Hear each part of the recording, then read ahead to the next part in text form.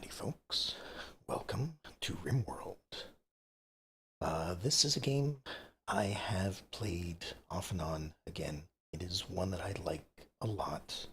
Let me just open it up real quick before I get too far into things. Make sure everything is going good. Is that good? Alright, that looks good. Alright, so this is a game. It's a bit of a story generator. You are in control of pawns. It's kind of a survival game. Hello, Syken. Welcome. Um, a bit of a survival game. You make your characters, or recruit people that come in to the world map, that sort of thing, and you try to survive. There are quite a few DLCs for this, so down at the bottom left here you can see there are 4 that I have active. In addition, I have also added quite a few mods to the game, so a lot of the things here are not vanilla. So, you know, um, things that could happen, or there's a lot more things in the game than normal. Just by the state of it, it could crash just because, some mod conflicts with another. That's just something that might happen. However, um, I would like to at least start with creating the characters that are going to be the main characters of the story. Um, so, uh, if I go to start a new colony, there's a ton of scenarios to choose from because of all the mods that I've added. But for now, I'm not going to worry about this. It is more of the characters themselves, so I'm just going to go ahead and select Crash Landed uh, and continue on from there. Storytellers, these are basically how you choose your difficulty. Uh, you have your basic 3 that are the vanilla storytellers. Other ones than that are all added through various DLC, or not DLC, mods, once again. Um, so you have Cassandra Classic. She will uh, start at an easy difficulty and slowly ramp it up as you go. Um,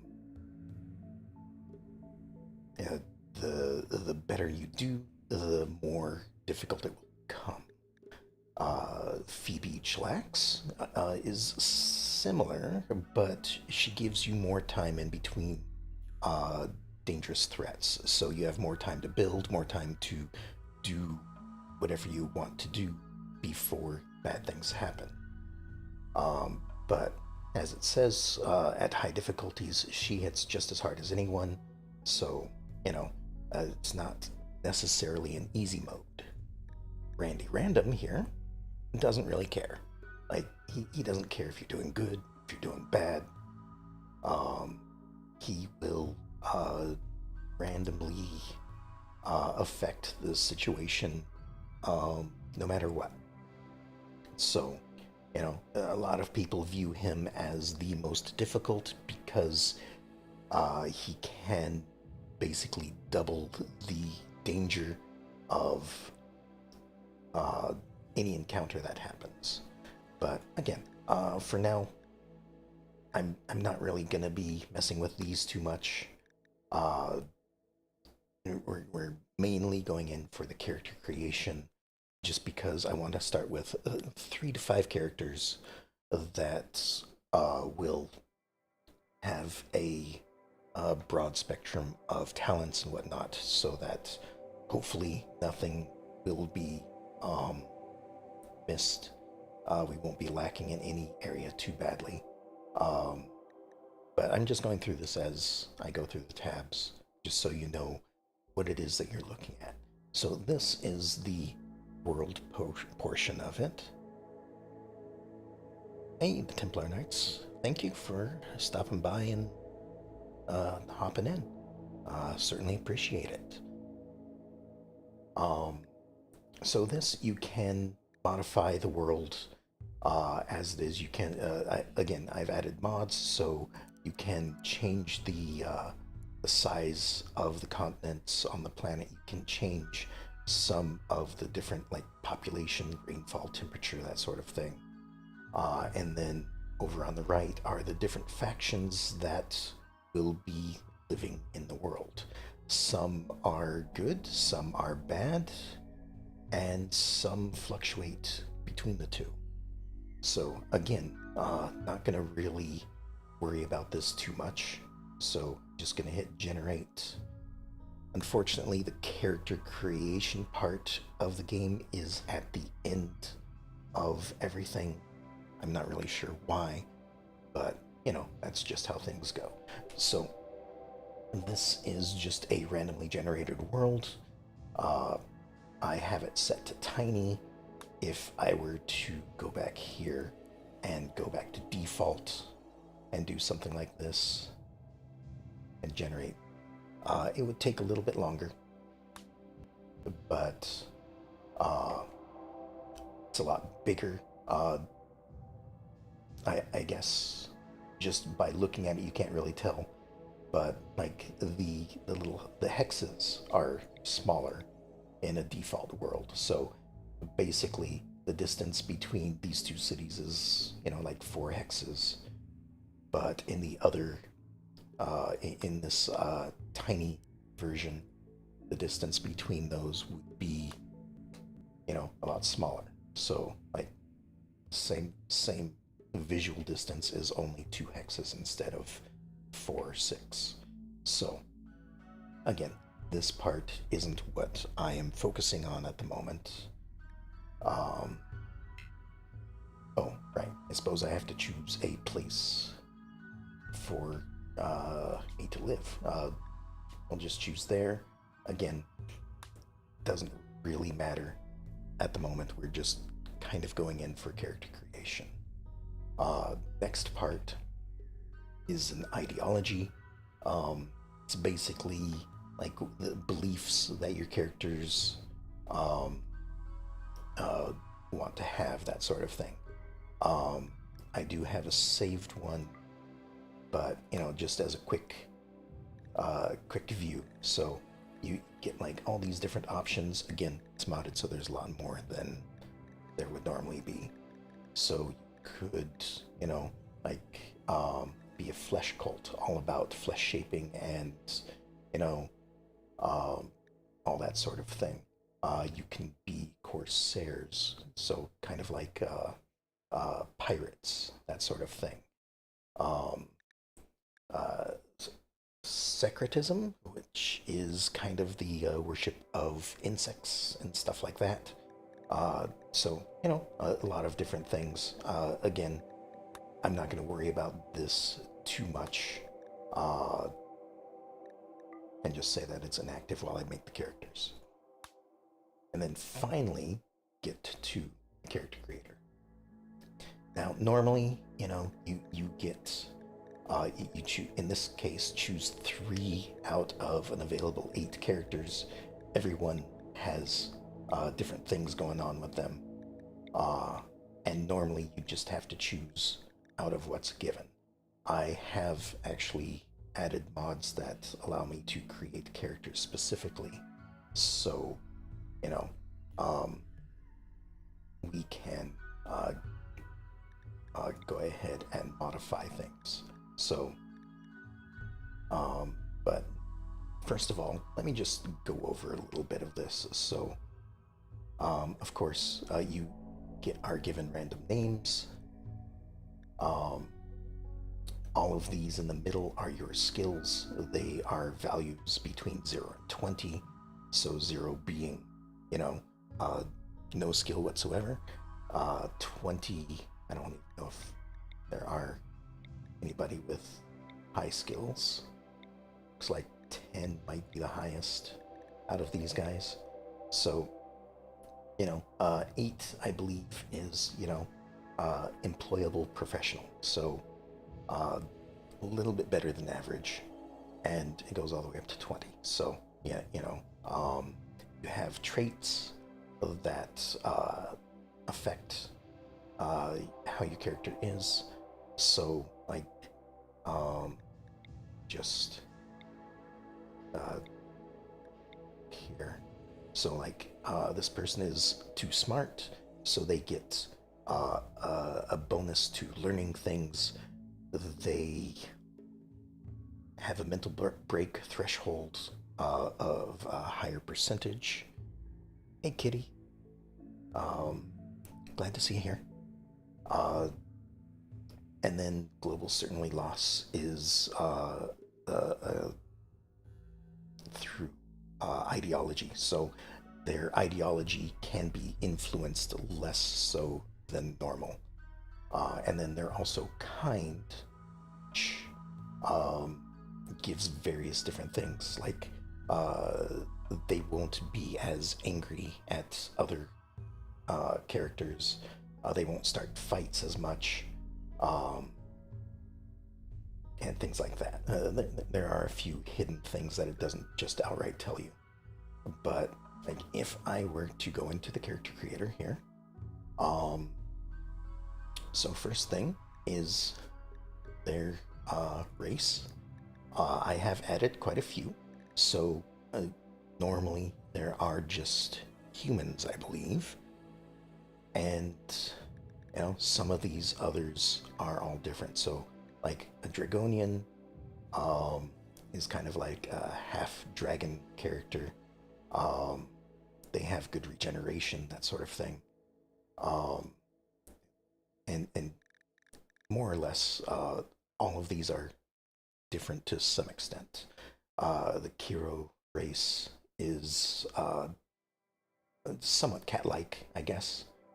Part cat, part human. The Kurin are like the three-tailed foxes, so kind of like a kitsune, I guess.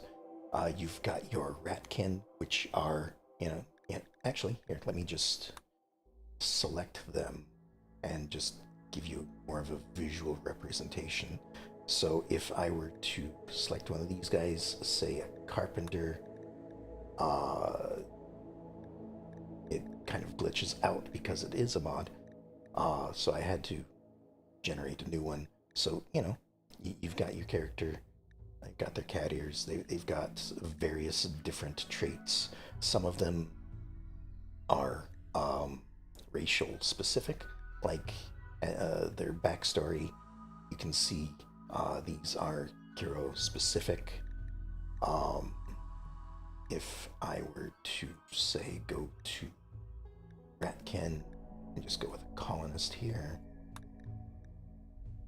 then you've got yourself a kind of a medieval style mouse character. Um, I am going to basically be aiming for a good variety. So, if something um, uh, looks nice to you, or you have an idea that you'd like to see as a character, by all means, let me know. I'll see if I can do it. There are things like vampires, immortals, um, uh, robots, uh, cyborgs, that sort of thing. Um, all sorts of stuff like that in the game. So, if you'd like to see something, please let me know. I'll see if I can accommodate. Um, but let me see here. Um, what would I like to start with? I kind of like Kurin as uh, a character. Some of these races are more developed than others, just because the mod authors have put more into their game than others have. Um, and Kurin are one of the more in-depth ones. So if I just get myself a colonist here and load that, so um, we've got all sorts of things here. Um,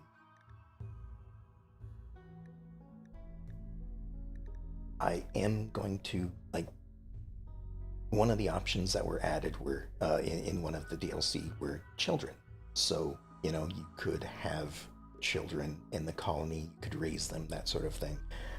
I don't necessarily like to deal with that. So I am going to try to make sure that every character is an adult, that sort of thing. So I'm not gonna have to worry too much. So, again, I can adjust that uh, fairly easily. Just make them 20 years old. They're an adult. Uh, they'll have a childhood. The the best way to know if they're an adult or not is if they have an adult. Uh, what are these backstories? So again, there are quite a few to choose from.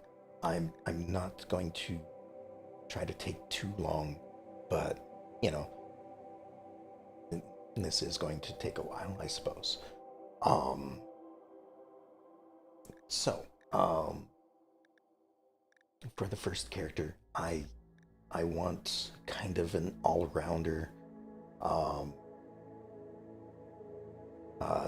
they're not going to be good at anything, but they're not uh, going to really be focused on anything.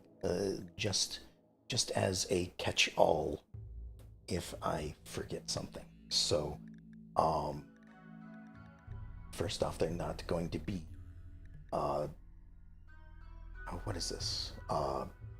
It's not their proficiency. It is how well of a skill, or how well they like the skill. So, like, um, if you have one little blob in this, your learning rate for this will be 100%. You will learn the skill um, normally. If you don't have it, um, these are passions. That's what it is. Okay, so passion will multiply it by 100%, so full learning rate. If you have a burning passion for it, learn the skill at 150%. With no passion for it, learn it at 1/3 of the rate. So, I'd like them to uh, be proficient in everything, but all of their skills are going to be very low.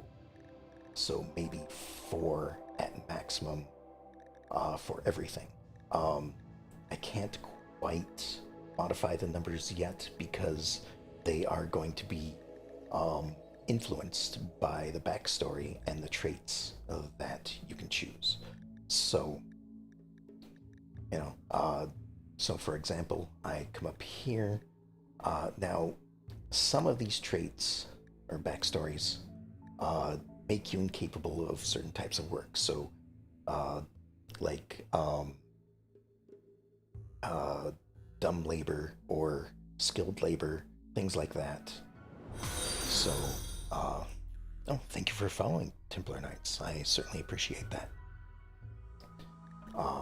So one of the things I do is I try to make sure that I do not have a selection of things that are going to disable work types.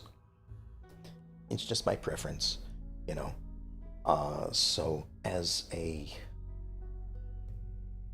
uh, as a child backstory, I could try to filter out this with, oops, like the current only ones, just as a quick thing to look at. There's much less here.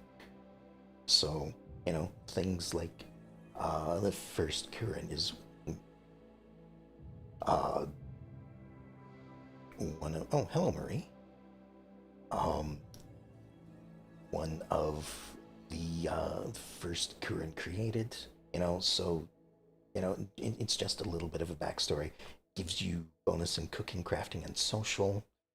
Uh, a lot of these are fairly balanced, so, maybe like this one will give you +2s and 4 different stats, but a -4 to balance it out, that sort of thing. Um, so I'm just gonna go with this first one. Just a couple of bonuses to things that'll bring things up to a 4.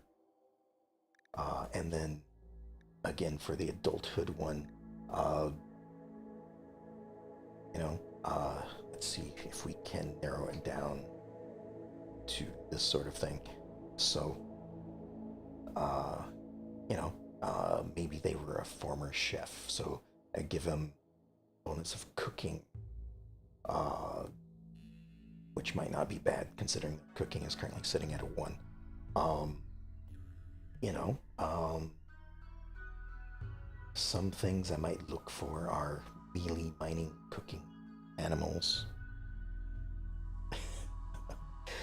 um, maybe if there's one of these that just has, rather than a focus on a specific skill, uh, maybe just a lot of +1s or something. Um, just takes a moment to bring up. Like, I don't want anything that's going to give me a +6 in one thing. Again, because this is going to be uh, the jack of all trades, I guess. But I'm really not. Well, those are all pluses. Um, Now these, I can focus it down a little bit. So, like maybe if I selected mining, +2, +2, +6. Well, this one might. Construction +4. You know what? And let's just go with that. I don't want to spend too much time on any one character. Um, and then we'll lower and raise some of these things. As far as this stuff goes, we're just going to move all of them, and then we're going to do the same as usual. Now, Kurin-like is a specific one for Kurin, so I want to make sure that I have that one. I realized that as I was deleting it. And again, there are a ton of different things. Now, some of these are really powerful. Some of them are just for story stuff. Like Animal Friend will help you tame animals better. Doctor will, of course, let you treat patients better. But, like things like nice voice isn't going to have much of an impact. You get a bit of a social bonus. 5% isn't all that much. But then you have other things like annoying voice, which is just the opposite. It doesn't have any specific penalties, but it will make other characters dislike you just that little bit, So, again, I'm not looking for anything too specific. But then again, I guess some of these are, or most of these are pretty specific, and just in how they are. So I'm trying to do this quickly, but that's not going to happen. This is one that I like, just because I've played multiple games, and Space Time Traveler kind of relates to like this is a character that has been here before, that sort of thing. So I might just do that one. It gives a couple of small bonuses, but just as a, hey, I've been around a time or two, that sort of thing. And then of course the list resets at the top every single time, so I have to find my place again. Um, and like supposedly these are colored, color coordinated to what's uh, like good, what's really good, that sort of thing. Like um, green is a little less than the blue, which is a little less than the purple. Then we have some the gray stuff, which is all basic stuff. Then we have some specific ones. I don't know what all of these are from. Uh, Again, not all mods are made the same. All these red ones are like really powerful. They attune to various fighting styles, I guess. So I'm probably gonna stick away or stay away from them if I can help it. Same with these, I guess, golden colored ones, kind of yellowish. So I probably won't choose any of those.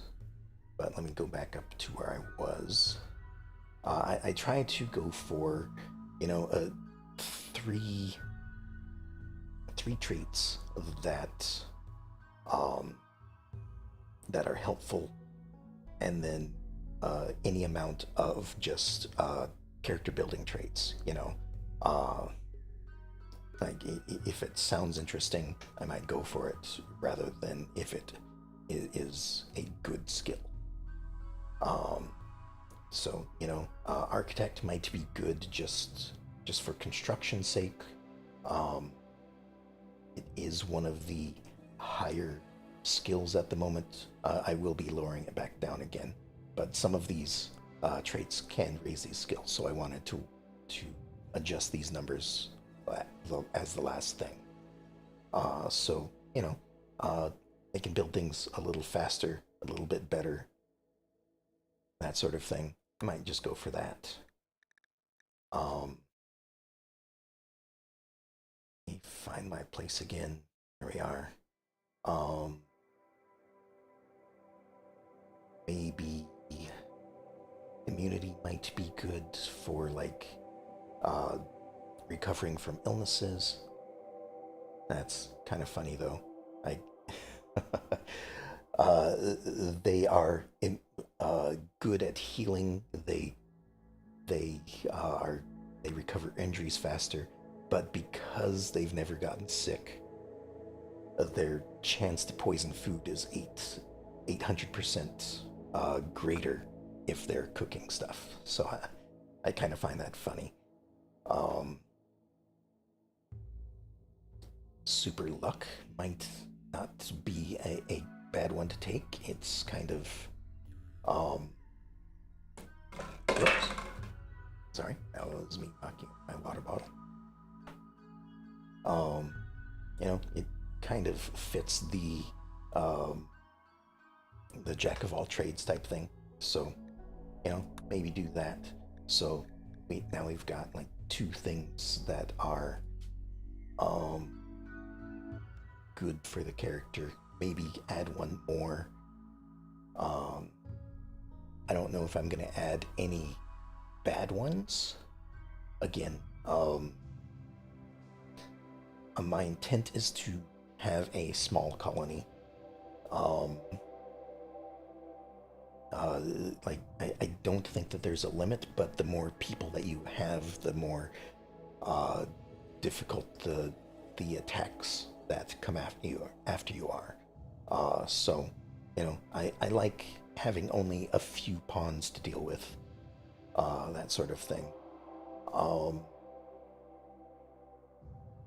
I could do things like if I didn't want this character to have any psionic abilities, I could give them this. Um, then we've got these big ones that I'm just gonna go over. Um, Immortal. Okay, so was never living. So if you wanted to have like your cyborg character or something, you could give them the immortal uh, tag. I don't. It doesn't look like it gives any bonuses or penalties, but there could be um, some. involved in that. Um, Let me see here. Bloodlust is usually a good one, just because they don't uh, uh, they don't care about the sight of blood or corpses lying around or anything like that. Um, that sort of thing.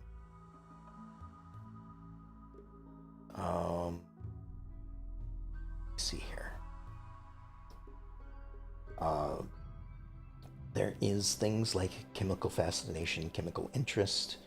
Uh, there's drug use in the game. I'm probably going to stick away from it just because uh, it's not my cup of tea. You know, um, maybe the uh, the the furthest I'll go is um, like beer brewing or something like that. Uh, Alcohol is uh, okay, but I'm not gonna have things like smoking drugs or anything like that. Or I'm gonna try to stay away from it because that's just the way I am. You know, um, I have nothing against it. Uh, you like vodka? Hey, nothing wrong with that.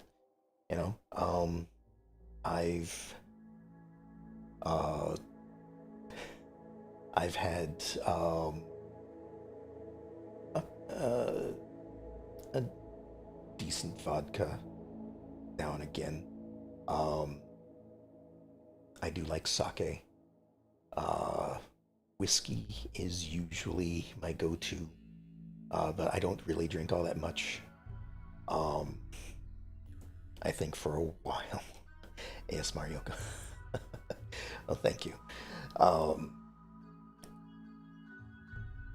for a time, I drank.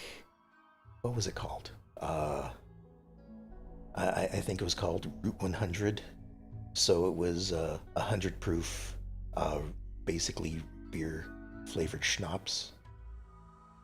So, I drank that for a little bit just because I do like the sweet tasting things. Um, but I don't drink as much as I used to. Um, I I intentionally got drunk once, and I did not like it. And I know it's supposed to be more of a social thing and whatnot, but I just did not like the way I felt drunk. So, uh, from then on, I never drank that much again. Um, Granted, it could have been, just a bad drinking experience. I don't know. But that's just how I am nowadays. It's responsible of you. Well, thank you. Uh, I try to be. But yeah, you're comfortable with through through a door at dark. uh, hurt, hurt your body 2 weeks ago.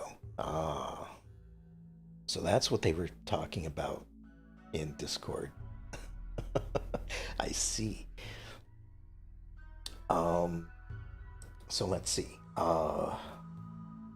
Sorry, I love chatting with you guys, but I am getting distracted, which is okay. You know, uh, I am also kind of seeing like the number of choices for the characters is also um, daunting for me. So like I don't know what to choose. Speaking to you twice. Okay. Uh, let's see. Um, what else am I looking for? I'd like to find another good trait. Never played this, so I have no input on characters. Hey, no worries. You know, if anything, um, oh, you're the Templar Knights as well. Okay, I did not really. I did not know that. Okay. Um, Never played this, so input on characters. Hey, no worries. But uh, if you have like an idea of a character that you'd like to see, just comic book character or like gothic style character or something like that, I could probably do that. Like, um, if I just go to like random person here, um, and go over here, both of those things. um, so let me collapse this. No, this is the wrong spot. Um, Health. So let me just get rid of these. So something that is in the game is, like I mentioned, a vampire, but in this it's not called a vampire. It is. Uh, Let me see if I can find it. Maybe it's under this. Like somewhere in here, there is what's called a sanguiphage, which is, I guess, a technological term for a vampire. So, some of the things that they can do is, of course, uh, they have the hemogenic gene, so that this is more of a scientific vampire than anything else. Um, they can drink blood to give them strength and the ability to use some of these powers that they have. So, um,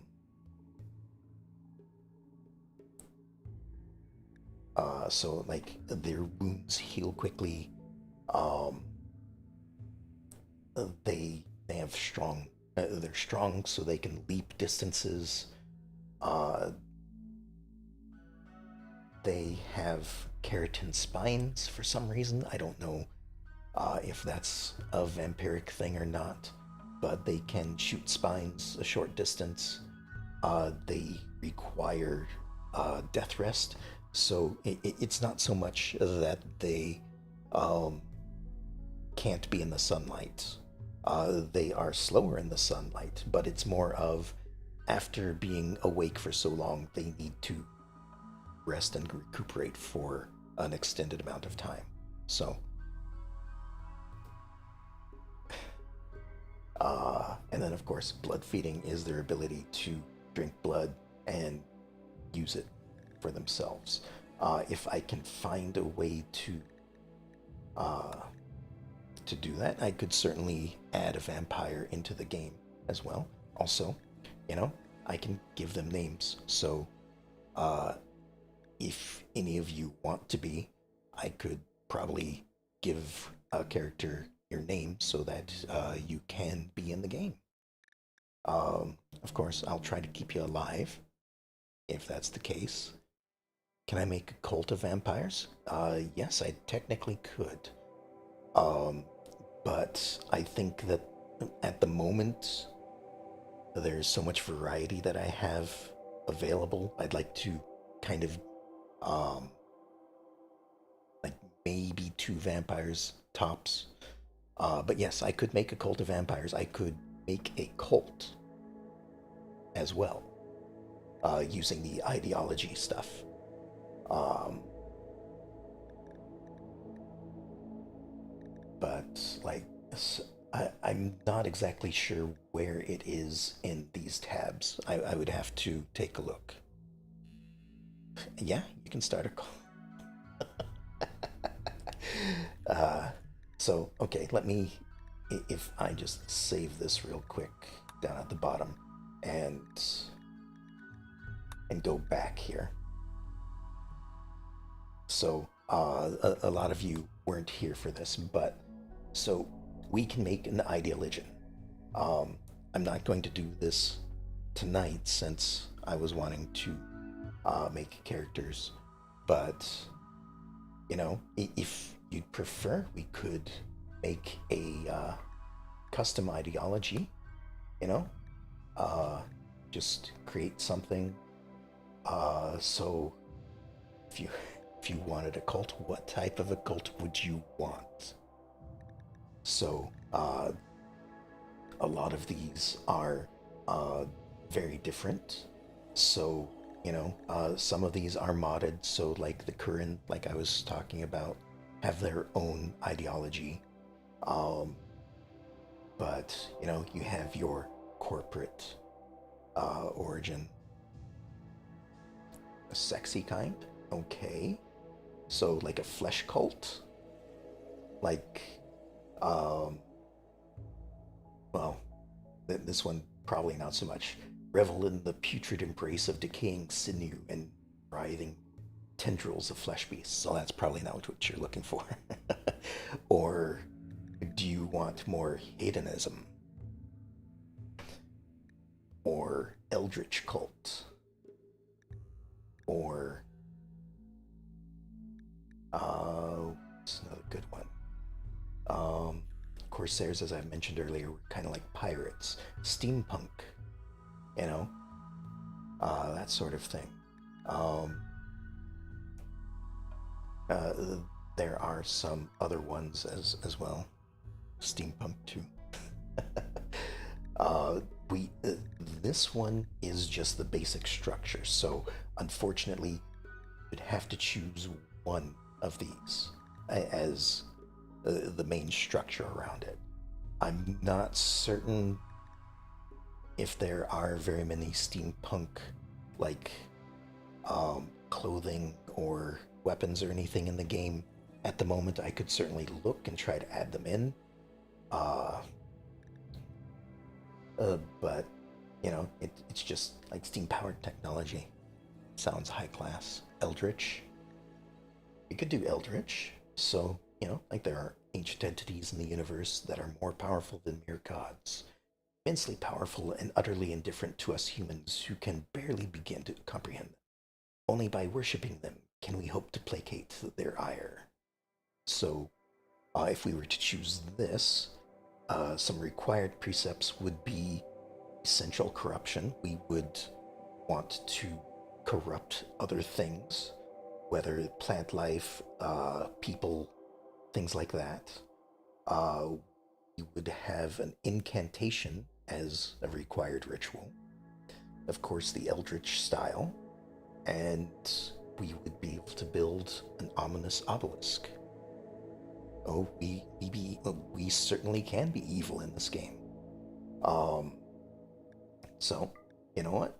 Since you guys kind of are liking that idea, we'll select Eldritch Cult as the structure.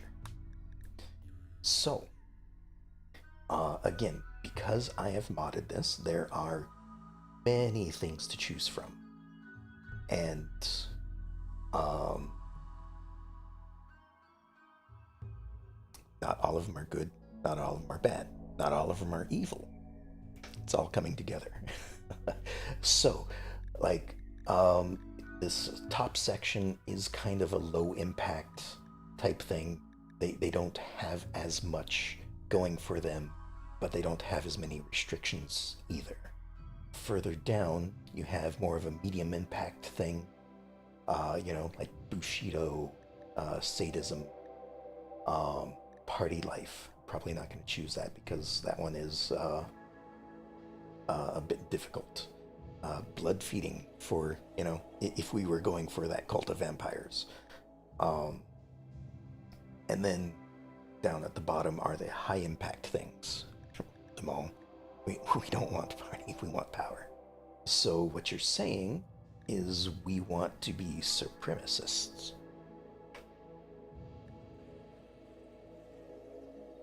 Or, well, God Emperor is more of just one person. Um, so we could be supremacist if, let me see what else is available. Um, traders, probably not so much. Bushido, I mean, we could still be Bushido, uh, even as a supremacist. But with the occult kind of structure, we might want to go for like maybe biological corruptors or biological defilers or biological reconstructors.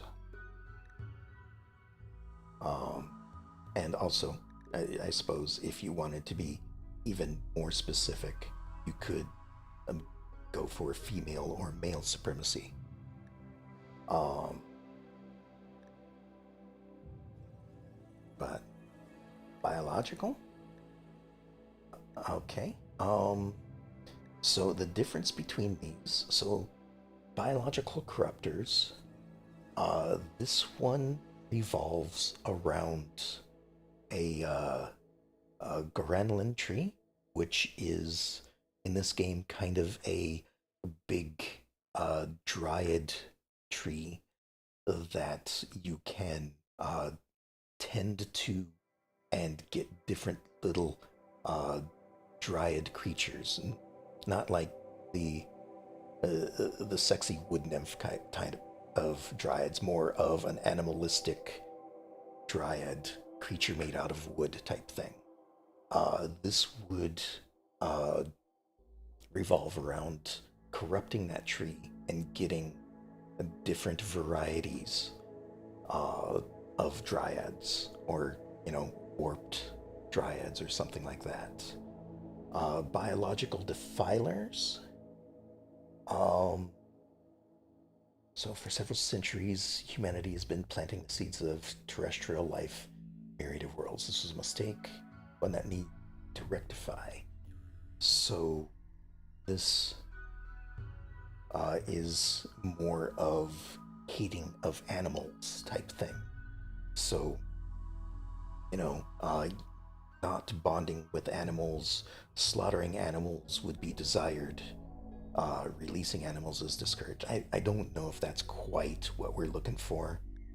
And then biological reconstructors um, is kind of the opposite of that. This is more of um, uh,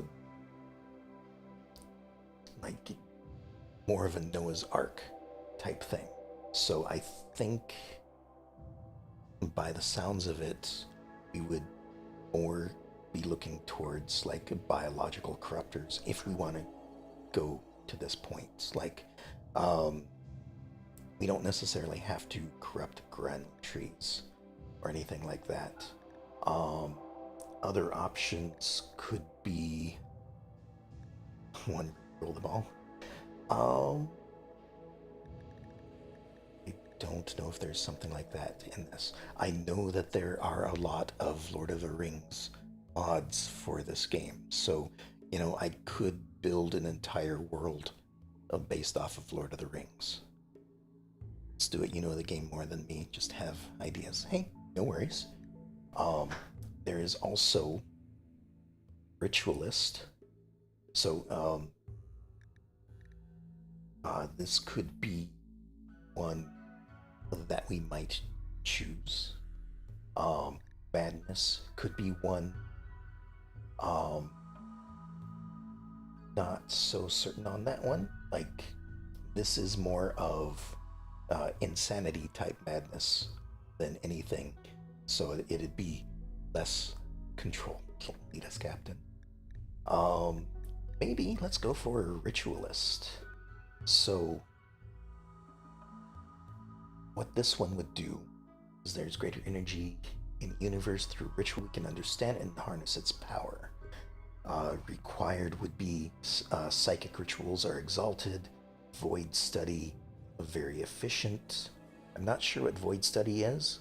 I think that's new to this DLC. So that may have consequences beyond my knowledge. Um, then requires one of the precepts of research is slow, very slow, or extremely slow. I mean, I'm okay with that. Uh, and then the high impact stuff, um, there are varying things. So, like cannibalism, nudism, um, fire worship, and a blood court. So, the leader should be like the best warrior, and everyone should follow suit. That might not be a bad one to take for what we're going for. Uh, yeah, we could be cannibals. Um, Flesh crafting. So, um, through biological experimentation, you can become better. Um, Not sure if I like that one as much. This is more of like scarification, not using um, any bionics or anything like that. Only biological upgrades are accepted. Um, but cannibal, sure, can be cannibals. So what this will do for us is uh, we will be acceptable with organ use. So we have no problems with taking organs from others and using them to help ourselves. So, like, if one of our colonists lost an eye, we'd have no problem with, you know, capturing somebody, uh, taking out their eye and putting it into our colonist who needs it. That sort of thing. Um, Cannibalism, of course, will either be preferred or required. Execution of prisoners um, seems like it can either be required, respected if they're guilty or don't care. That gives us more rituals, gives us the morbid style, and we are agreeable with other cannibals. So that's probably a good thing to start with. So, supremacist, ritualist, cannibals. So there we go. Now, we have a lot more stuff to select. Um, so, if we start up here, just at the top, so different symbols that we can use. I kind of like this one personally, but maybe some other one might stand out. The Ouroboros symbol is always a good one too. Um, your face is what you basically. Um, and since it's cannibal, let's go with kind of a blood red color. Maybe, yeah, that one probably looks the best. Um, so our ideology, um, default name could be the Madness. We can change it if you guys have a good idea for names. Um, Eldritch is the adjective of our ideology. Our members will be called cultists, and apparently our ritual room will be called the Chamber of Whispers. Again, if you have any ideas for specific names, I am certainly not against it. Um, we have like different symbols, like our structure is Eldritch.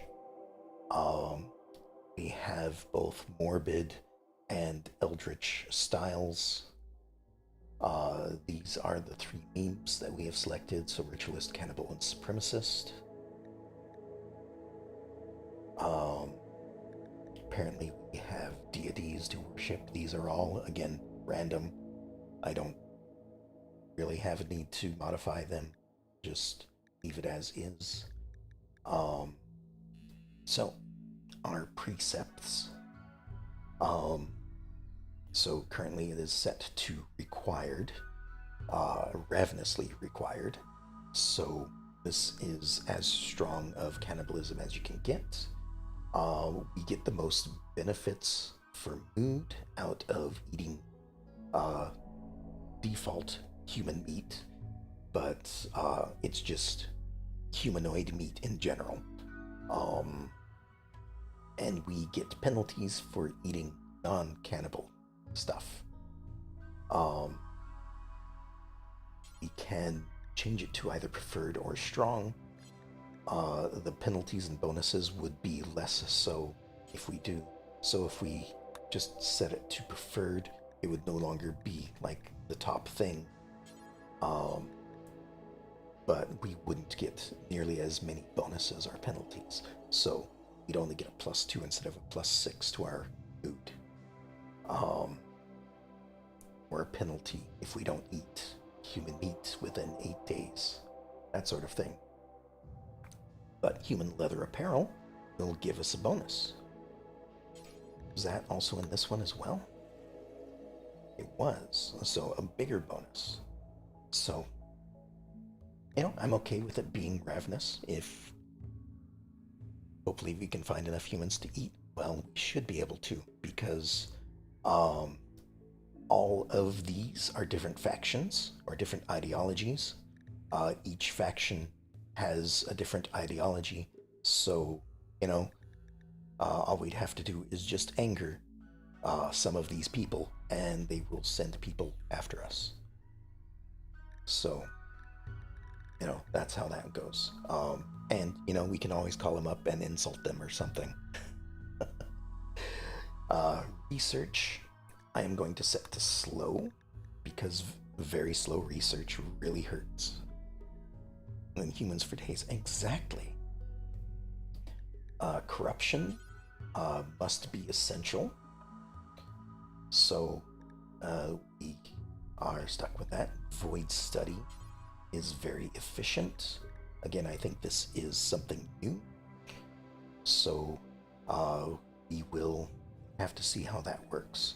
Research slow. Exaltic psychic rituals that can't be changed. Since we're going highly cannibalistic route, I'm going to say that slavery is acceptable. Just so we don't have a view on it one way or the other. Bad optics. Hey, you guys wanted the cannibal cult, so here we are. um, Female clothing. We're gonna say no rules for clothing whatsoever. Eating aliens. They're just more human meat, I would say. So that's acceptable.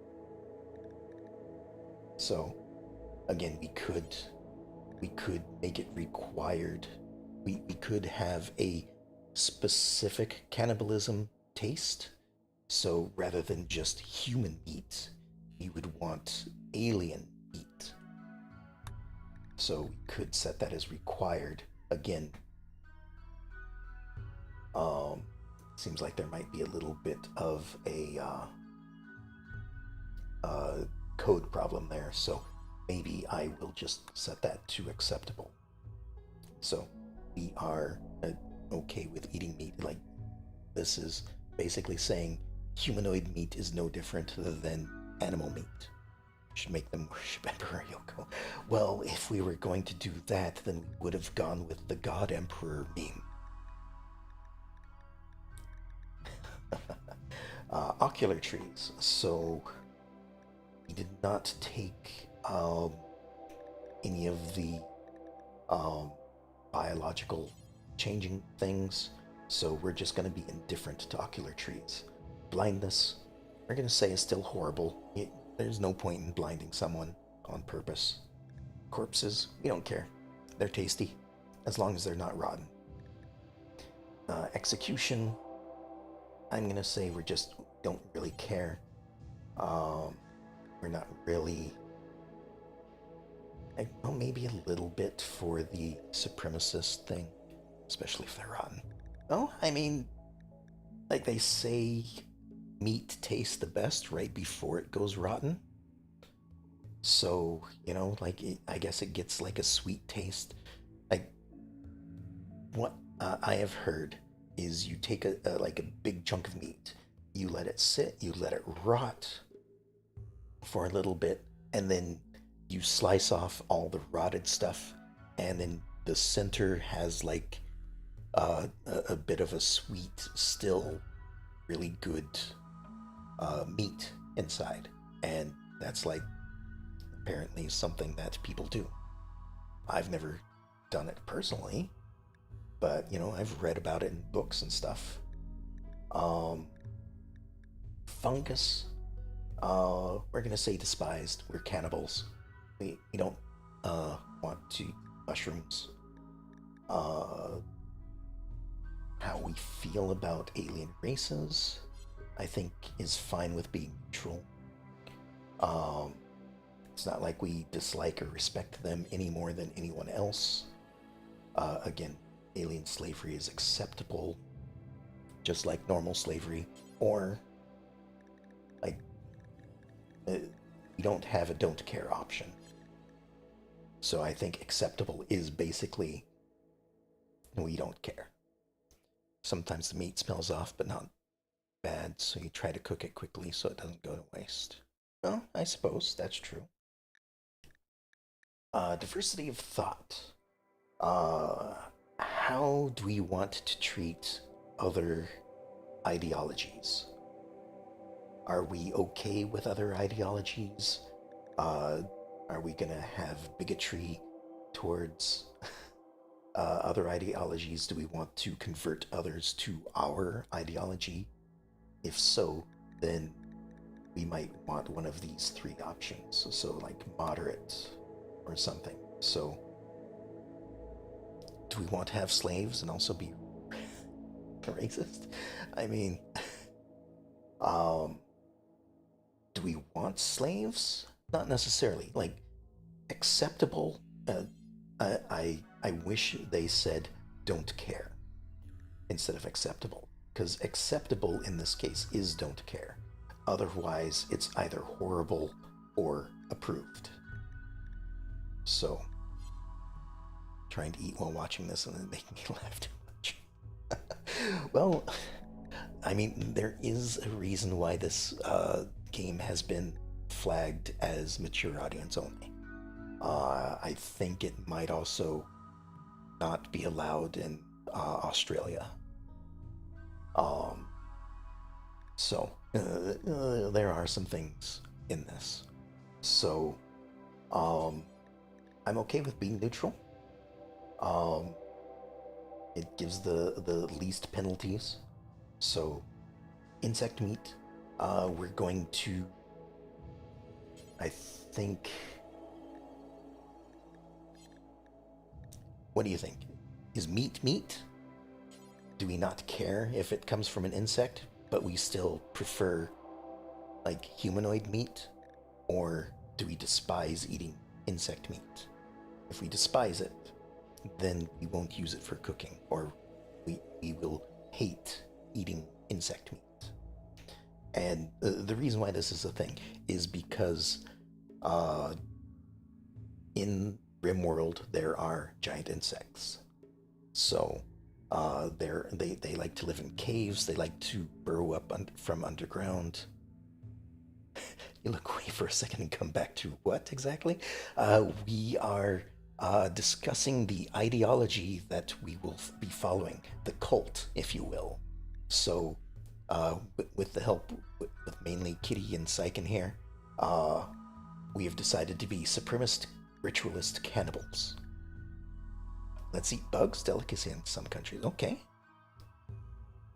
What if humanoids are extinct? I mean, uh, that'd probably be because we ate too many of them.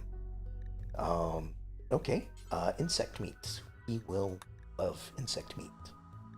So that puts it all the way up here at the top again. So if we eat a meal that includes insect meat, then we will like it. What is wrong with you two?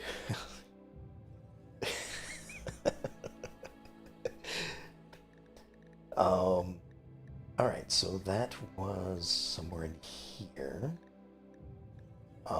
Alien races, diversity of thought. Okay, so Marriage names. Let's go ahead and keep names. So if two pawns get married, they keep their own names. Eating nutrient paste. Nutrient paste is basically for the characters that can't cook. Basically, you take whatever food you grow or meat that you gather from animals or humans, you throw it all in a bin, it grinds it up, and it brings out a slurry of whatever it may be. I am going to, just because we like uh,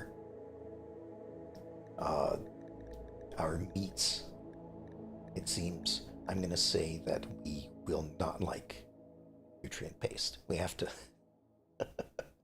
we have to dislike something, I suppose. I mean, we could be indifferent or preferred, but then we're basically we're not really cannibals. We're more gourmands than anything else.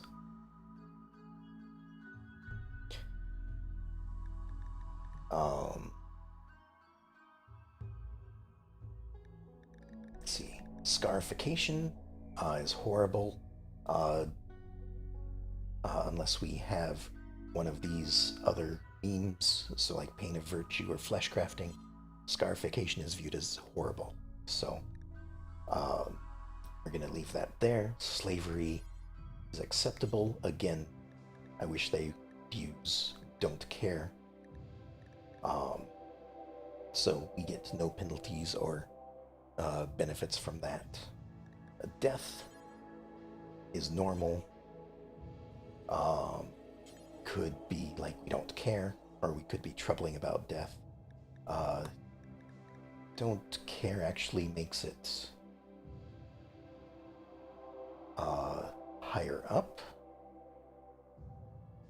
Okay, so uh, I guess this is more towards like colonist death. What do we think if one of us dies? Like, sure, maybe one of us if is a vampire, then not worried about that. Just say somebody comes along, invite them into our cult. They're okay with cannibalism, whatever. They're just a normal human. Somehow they die. How do we view that? Do we care? I mean, obviously, we're probably going to chop them up and cook them up because food is food, right? So, okay. Um, then we will say that we don't care. Food is food. Okay, so moving on. Dumb labor. So, are we? How do we feel about just like labor? Not necessarily any specific labor, but do we like it? Do we dislike it? Are we indifferent? Like, is it going to make us upset? Episode of The Walking Dead terms exactly. You like labor? Okay, we can like it. We'll get a. Oh, as long as others do it for you. Well, then, let's just go back to indifferent then. Some people are going to have to do some labor. It might not necessarily be us, it might be some others.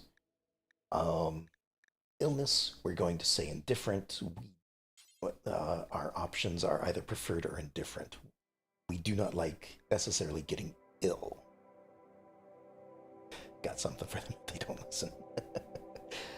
um, insect jelly. So insect jelly is just kind of uh, the catch-all for things like honey, things like that. Food that is made by insects. Now, um, since it seems like we are more towards the meat end of the spectrum, we love honey and bees. We could. I have no problem with that. We could love eating insect jelly. So, sure, let's go with that. Um, food. I am going to leave at normal. There's no reason for us to be in high spirits or low spirits.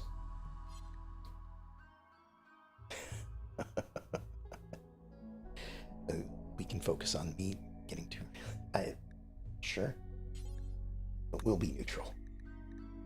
Neutral. We won't care if we eat it. We won't. We won't hate it if we eat it either. Leaving mood as normal. There's no reason for us to be happy or sad about just the general course of things. Marinate the meat and honey. I mean, we can. When we make meals, it's not just going to be, here's this raw flesh of some humanoid that we came across. We will be cooking meals.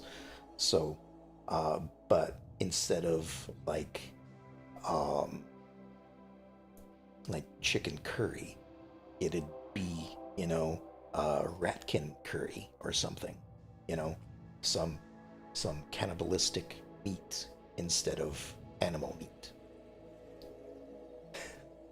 Hi viewers, welcome to our madness.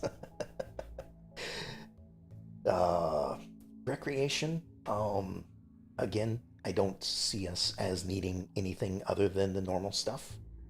Um, Tainted apparel, uh, since we are cannibals, we're gonna have lots of people here. I'm gonna say we don't care about tainted apparel. So what tainted apparel is basically clothing from a dead person's body.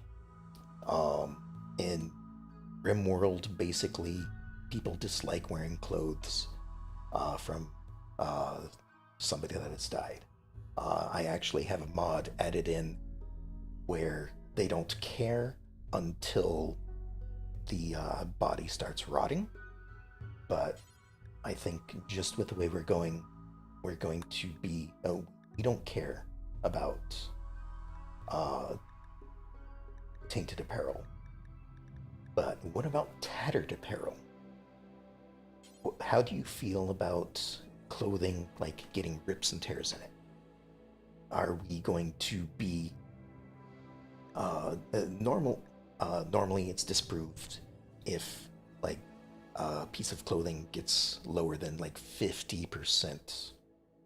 So, but otherwise, we could not care. Are we high class cannibals? I mean, we are supremacist, so possibly we are also a cult. So maybe.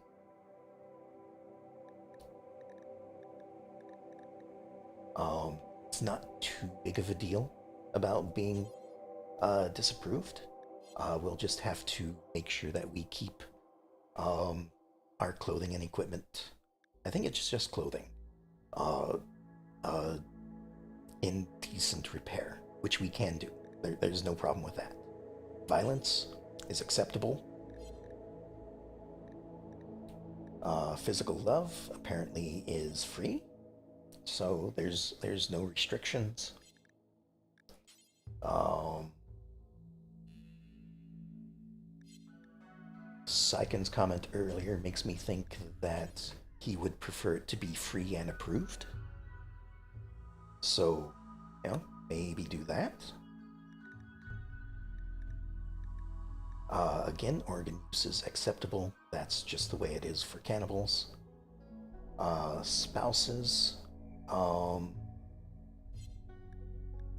or males or females, again, maybe that Syken was saying. Let's just go with unlimited. There's no limit to the number of spouses unless, you know, you want a limit. And then that's all for the basic precepts. I don't think there are any others that I want to add. I think we don't really care one way or the other about body modification. Exactly, our harem. Um, Animals, we don't care. Um, Meat eating, though. Do we want do we want vegetables in our diet? The thing is if we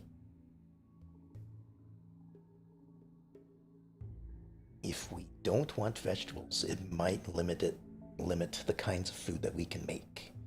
So, like, your basic food is going to have one ingredient, which is probably going to be meat. Um, the better types of meals mix like meats and vegetables or meats and grains, things like that. And then the luxurious meals, of course, add an additional step to that as well. So we might not be able to have really good meals if uh, we prohibit vegetables. So it's up to you guys. How much do you feel about the cannibalism? Do you want it to only be meat that we eat, or are vegetables okay as well?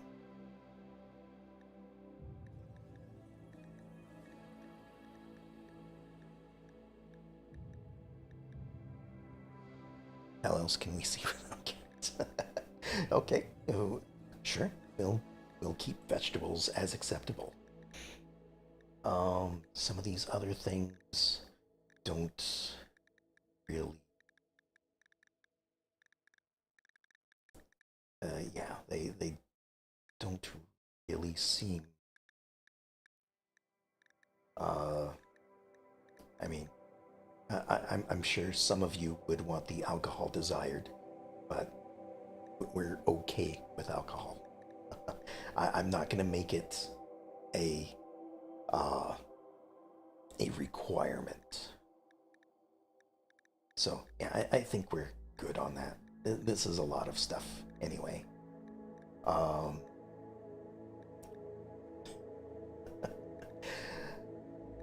all right, so next we have different roles. We're going to move all of these um, optional ones to begin with. Our leader, again, I okay with a random name. Not the worst thing you've said. That's true. uh, so there are roles that we can have assigned to people. So somebody will be the leader. Somebody will be the quote unquote moral guide. Um, but as far as required apparel, I don't want required things to be uh, worn. Partly because a lot of the mods and stuff, like I said, don't really mesh together too much. So like clothing for one race isn't necessarily going to fit well on the model of another race. So I don't want required clothing if I can help it.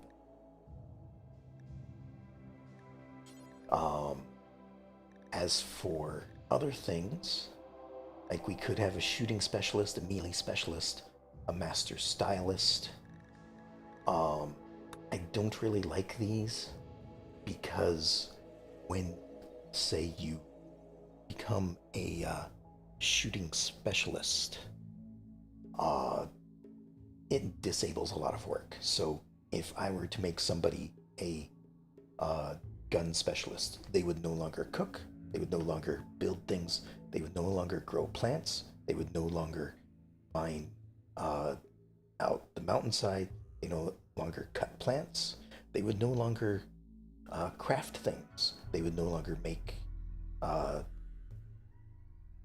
clothing, and I don't know what consecration is. So I am going to just stick with the two basic roles. They don't restrict anything. The most that they do is they make them a little more moody. They want more stuff, basically. They want to be in a better mood. So I'm only going to leave the two roles there. Rituals. Um, do have quite a few that we can choose from. Um, I am going to remove the funeral one because, as you guys said, we don't care about dead bodies. Um, Prisoner sacrifice, otherworldly immolation. Do we want that? Would we do something like this, or would we just prefer to have the prisoner as food? The benefit of something like this is we could get a random recruit. We could recharge Psi Focus, which is your psychic powers. We could get goodwill to nearby factions, or we could discover an ancient building complex. So I'm not certain if we would have one of these. So I'm going to remove that. A gladiator duel, however, we would certainly have.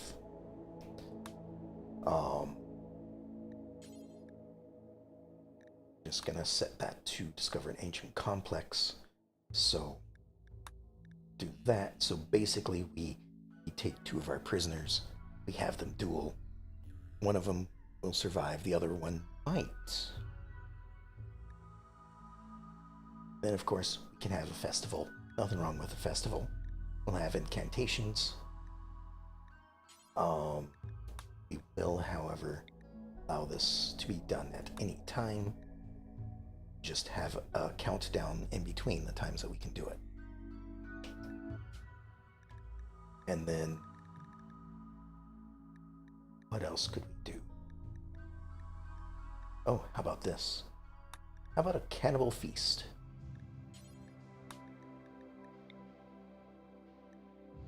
And sure, we'll let that be for a random recruit.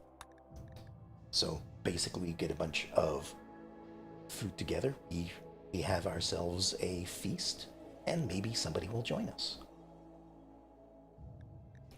And it looks like there's a 50% chance of that random person being of our ideology.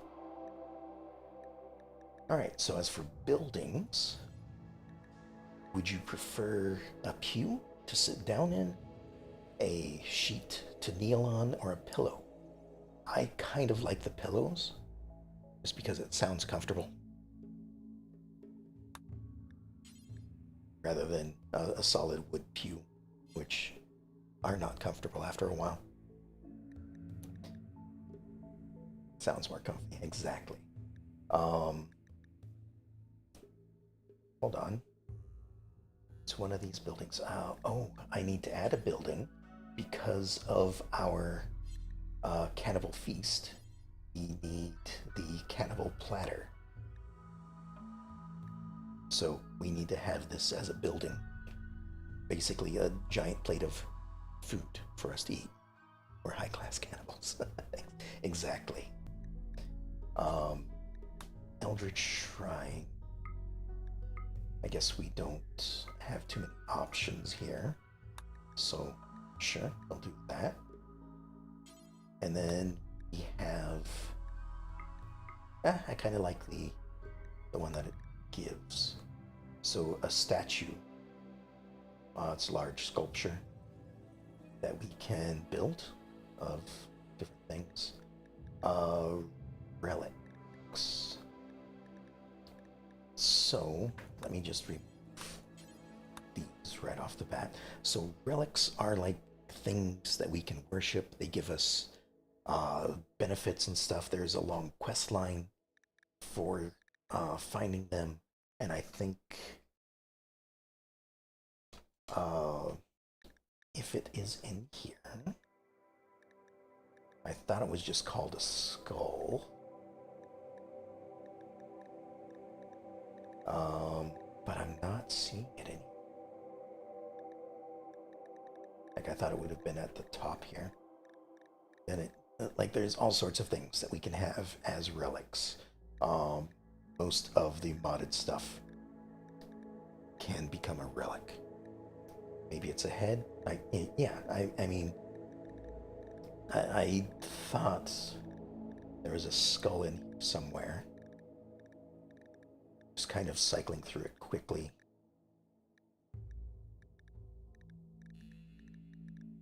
but it looks like might have been or something. Um, so the Blade of Red kind of sounds interesting, but that I also have no idea if that's like an overpowerful weapon or not. Which I know you guys probably might not have too much of a problem with. Um, so I don't know. Let's go with a cube. Let's go with a chalice. Let's go with an arc. Sure, just some basic stuff. Um, about the only thing we can modify is like what they're made out of. Like in Baldur's Gate 3? Exactly. Is there anything good that's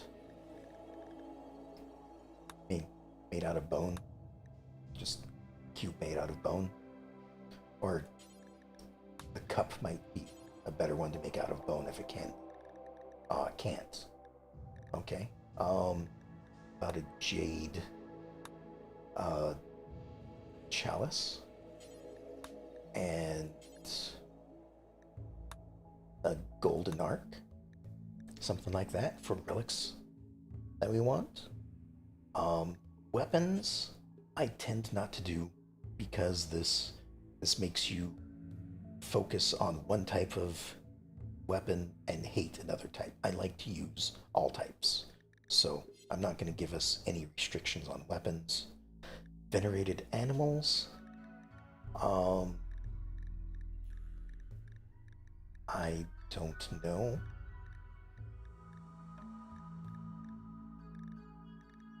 So I'm just going to say, like, we're not something that's necessarily going to venerate an animal. We're likely to eat the animal just as much as anything else.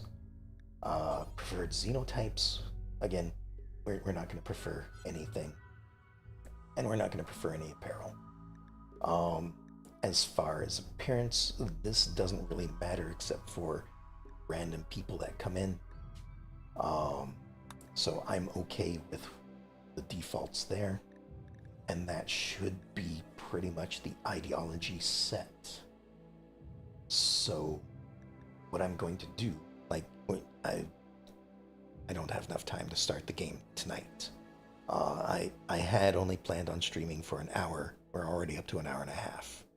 So I think what I'm going to do is I'm going to save this as the madness. And when we do get started, going to lurk mode, when you see the number less than 3 viewers in stream, keep the ball rolling till then. Okay, sure, will do. Thank you for showing up. I really appreciate it. So, so with all of this in mind, let's go back to the characters. Again, it just gave us a bunch of random characters. I did save one of them that I was working on. Let you know when I play this out. Well, I will certainly do so. If going through all of that gave you a better idea on like a character, I would certainly add characters. So, obviously, most of what we're going to have will be cannibal. So that is like a trait, you know, in here. There it is right there, cannibal. It's not necessary, just because of the ideology will basically make us okay with cannibalism, but we could have the added trait of being a cannibal anyway. Other than that, like some of the things I kind of like in this game, like I said, I've added a bunch of races. Got your standard human, which is most of these people. You have your Dragonian. Again, I'll just. That's not a Dragonian. Maybe I didn't actually select it. There we are. So, kind of a dragon-esque character, similar to what you would see in Final Fantasy XIV. Uh, you've got a cat-like race, so something like this. We've got what's next? Kurin as the three-tailed fox type thing. So they've got their oops, that's not what I wanted. Rotate. Got their three tails type thing, and apparently a backpack with some idol on it or something. um, we have Ratkin, so just like a bit of a mouse character, kind of medieval, that sort of thing. Again, just they have their pros and cons. Um, we have Orasan. I don't know what that is off the top of my head. Oh, it's another cat. It's more of a like panther character, I guess, more than anything. Some of these races have added in more for uh, their technology and stuff rather than the race itself. So not all of them will be in the game. You have your Rabby, which are kind of your whoops, hitting the wrong button again. Your rabbit-like characters. Um, in this game, Rabby are more of a militaristic faction than anything. So, um, if I went and let's see,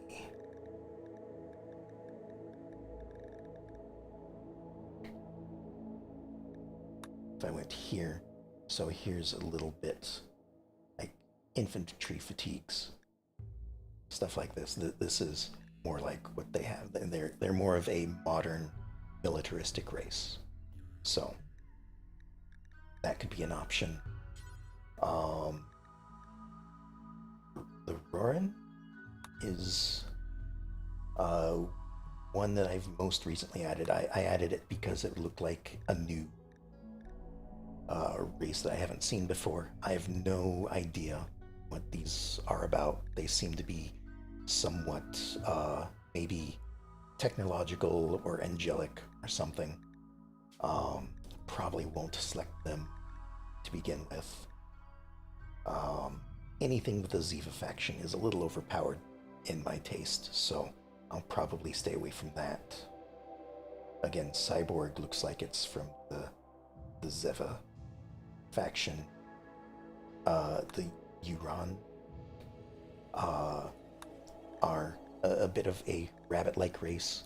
Again, more of a feudal style uh, type thing. And these are more animalistic-like than the Rabbi are. The Moyo is another one that tends to have a lot of things to it. So another more militaristic type one. Uh, so, do they have just a colonist?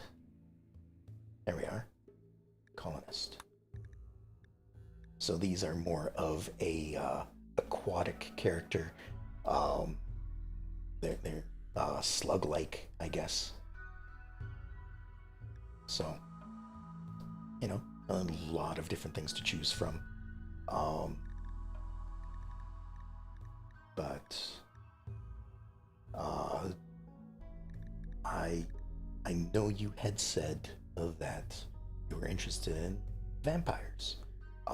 You don't necessarily have to start out as a vampire. We can find a vampire. It is actually a quest that happens sometimes a vampire just comes along, you can either capture it, or maybe they want to have a meeting nearby and they're like, hey, if you let us have a safe meeting in your colony, we will reward you with vampirism or something like that. So it is something that can happen later. It doesn't have to be something you start with. Um, but see here. Load. So this is a little bit of an example of what I have already uh, made. This was just for a test game to make sure things were working out properly. So again, I followed a bit of um, the jack of all trades. So most of their, I don't know why cooking is at 5. That should be at a 4. Oh, no, I was gonna say it's at a 5 because that's where the green line was, but crafting is different. That should definitely be a 4. Um, so this is just something I made up. Again, um, they have a passion in everything, so everything they learn everything at 100% rate. Um, some of these were already here. I just added more to it. Current-like, of course, because they're current. Psychically deaf means that they can't use any psychic powers whatsoever, but at the same time, many of the psychic powers can't be used on them, so they just have no effect. So it's one of those, you get a benefit, but you have a penalty. Um, there is the option to uh, give a romantic attraction to every single character. Um, I think there are only like here 3 options, I think, so it's not too in depth, but at the same time, it covers what needs to be covered. Um, Beautiful makes them a little prettier. I guess they get a little bit of a benefit when talking to other people, trying to buy things from traders, that sort of thing. Um, and then just a couple of things added because I thought it was funny, like lucky botched conditioning.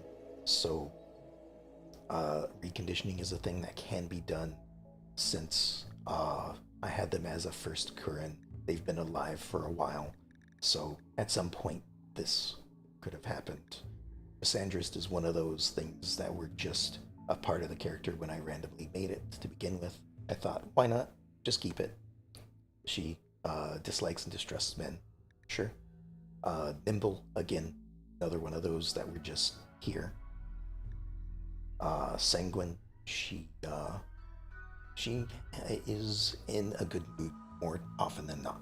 So she has less likely chance of being in a bad mood or breaking from the bad mood. Um, I gave her a strange Kurin trait just because, well, it's a player character. It's going to be different. So apparently, um, Kurin dislike plant work. So this one likes plant work. And then super immune. They gain immunity to sickness 30% faster.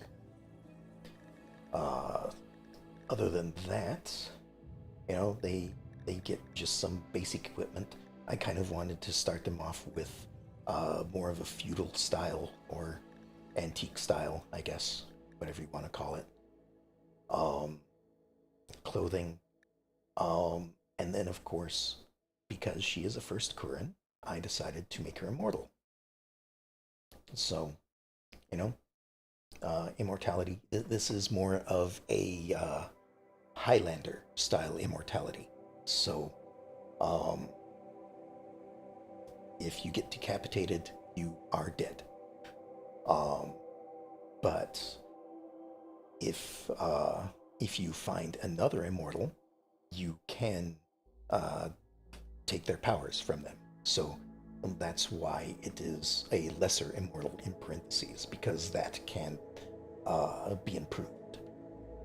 So, like, go from lesser immortal to immortal to uh, high immortal, I think, and maybe exalted immortal, something like that. Um, so I kind of did this uh, as a weak benefit that gets stronger over time.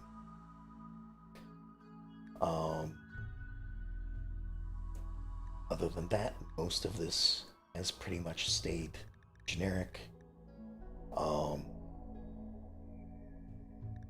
I did make like a couple other characters as well, and just for test purposes, but I don't know. I feel like I don't think I went overpowered with them or anything. So like, um, and I have a couple versions.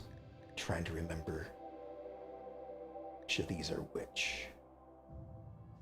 I suppose I can just open it up and find out. So Nezu here uh, is one of the Ratkin. Kind of did a play on words in Japanese. Izumi is Japanese for rat, I believe. So that's their name.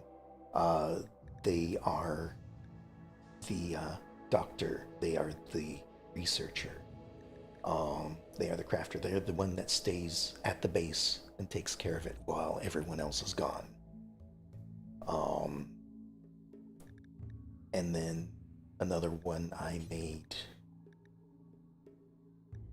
Is it Nico? Let me see. Nico is a Rabbi.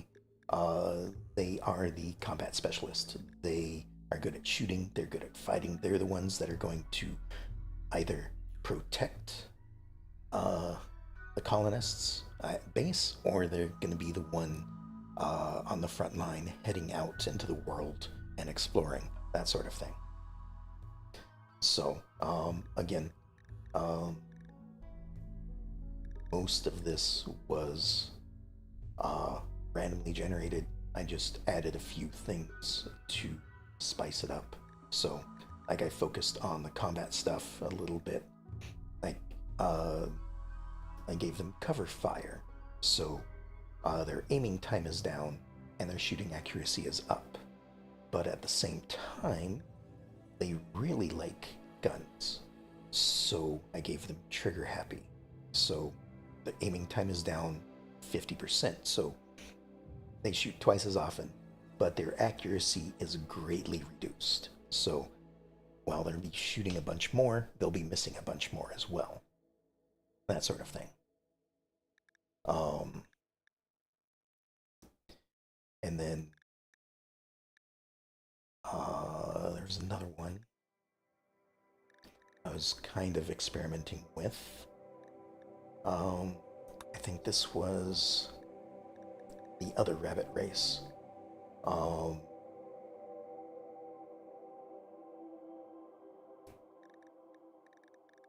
I was just playing around.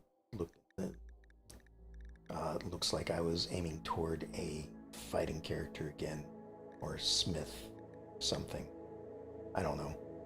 Um, but I think I would like to start off with like 3 to 5 characters. I think I've said that. Um, I don't like large colonies. It just gets too difficult uh, to uh, to handle. So um, I might just go with these 3 pre-made ones. Like I spent a lot of time on these, but you know um, I was planning on making more, but then you guys got me interested um, in the ideology itself rather than the character creation. So we spent most of our time on that, which I am perfectly fine with. It gives me a bit of a direction to go with. Um, so maybe something I want to do is add cannibal to these. So the initial characters will not only uh, have their initial cult of cannibalism, but they will also be cannibals themselves. Because who else would start a cannibal cult except for cannibals, right? So just go ahead and do that. Um, and then if I go to this, like these are the three that I would choose. Down at the bottom here, kind of tells you, um, like the averages, what is people are good at. So we have somebody that's good at medical and intellectual. We have somebody good at shooting and melee. Plant work is really good as well. And then construction, mining, and cooking. The best person has a 5 or a 4 out of 20, the base numbers. So, that's how that works. Um, and then I suppose what I should probably do is, with the edits that I've made here, I should go ahead and save these just to be sure. That one there. And that one there. So, as I started out with, character creation is kind of the end of the game creation.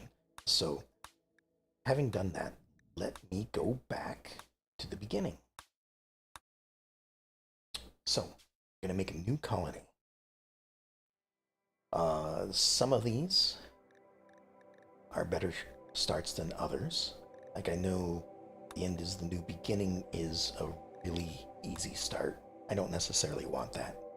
Crash Landed is your default start. Lost Tribe is a little bit of a harder start because you lack technology, and you just start with a bunch of stuff that isn't necessarily good stuff. This is the one that I might choose, unless somebody has a preferred option. Some of these other ones, like the Rich Explorer and Naked Brutality, you start with one person. Not going to do that. The Mechanator is a specialist that works with robots. I had forgotten to mention that this was a thing in the introduction. So there is a character that can control robots. Might be a good addition to the party as well. Sangophage, you start off as a vampire. The Anomaly is new. The Anomaly, difficult scenario, not recommended for new players. Kind of say that for a lot of these. Research Expedition, start with 1 ghoul, 3 colonists. I don't know what a ghoul is. That sounds new.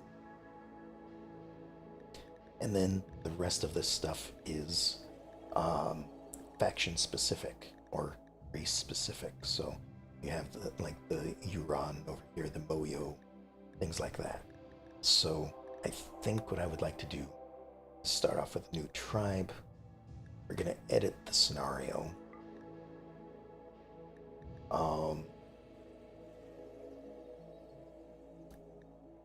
Forced health condition, malnutrition. Suppose that's okay.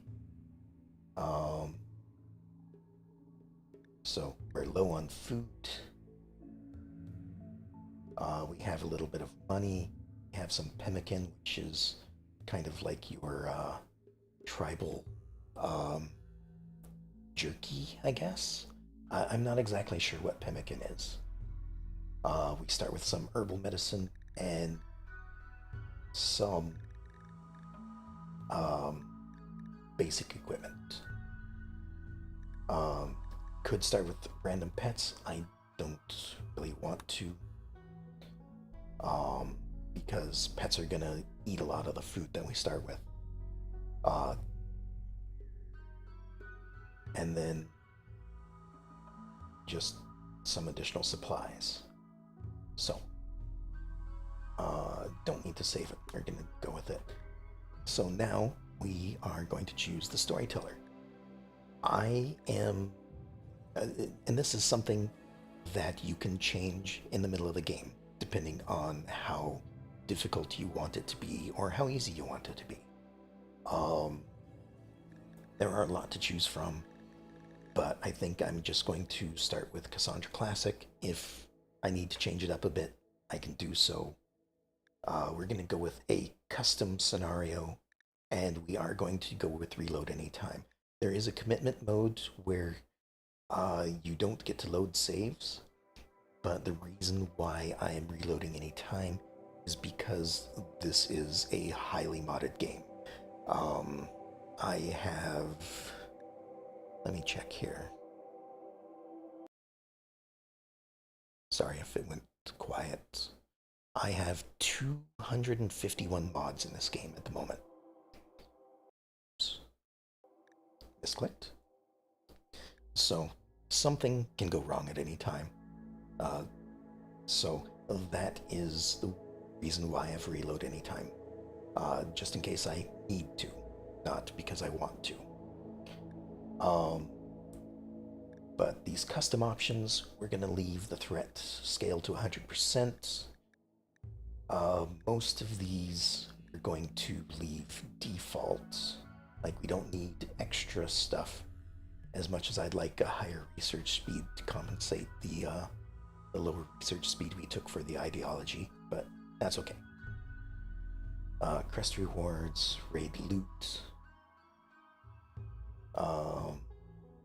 Scaria is like, so wild animals. Scaria is the game's version of rabies. So, when wild animals attack, they have Scaria. When you kill them, there's a 60% chance that they immediately rot, and that is a game balance thing to prevent you from getting too much meat from all the attacking animals type thing. So that's fine. I can leave it at 60%. Anomaly stuff I'm going to leave as default because I don't know anything about Anomaly quite yet. This playthrough isn't going to focus on Anomaly, but it will involve it once I have, the proper technology or the the defenses set up, that sort of thing. We are going to disable children. We do not need children in the game, especially as a cannibal cult. So we're going to just remove that completely as much as we can. There can be random quests where and I think the children thing is possibly why this game was restricted in Australia, is because adding children into the game, suddenly you're looking at, cannibalism, child soldiers, things like that. I just don't want to deal with it. So, no children. As much as there are other things that have been added to the game, like, raising children, building a school, teaching them, that sort of thing. That's just gonna stay out. In this column, again, most of this stuff is going to stay the same. We don't need a boost in mood or a penalty. Food poisoning chance is fine. Insect spawning rate is fine. Deep drilling infestations is fine. Friendly fire.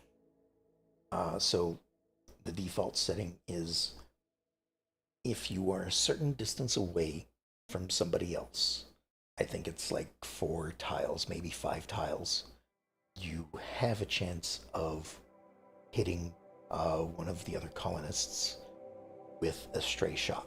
So if you miss your target, there's a 40% chance that that shot's going to hit an ally within your target range.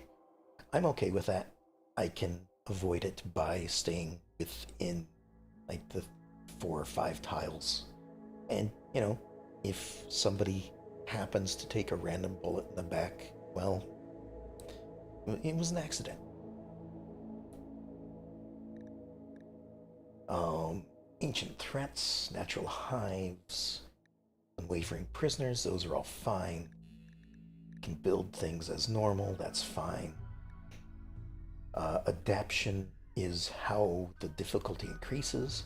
I can either leave it normal or I can have it as a wealth independent progress, but then like it's entirely dependent on wealth, and I don't necessarily want that. So I think I'm going to stay with standard stuff.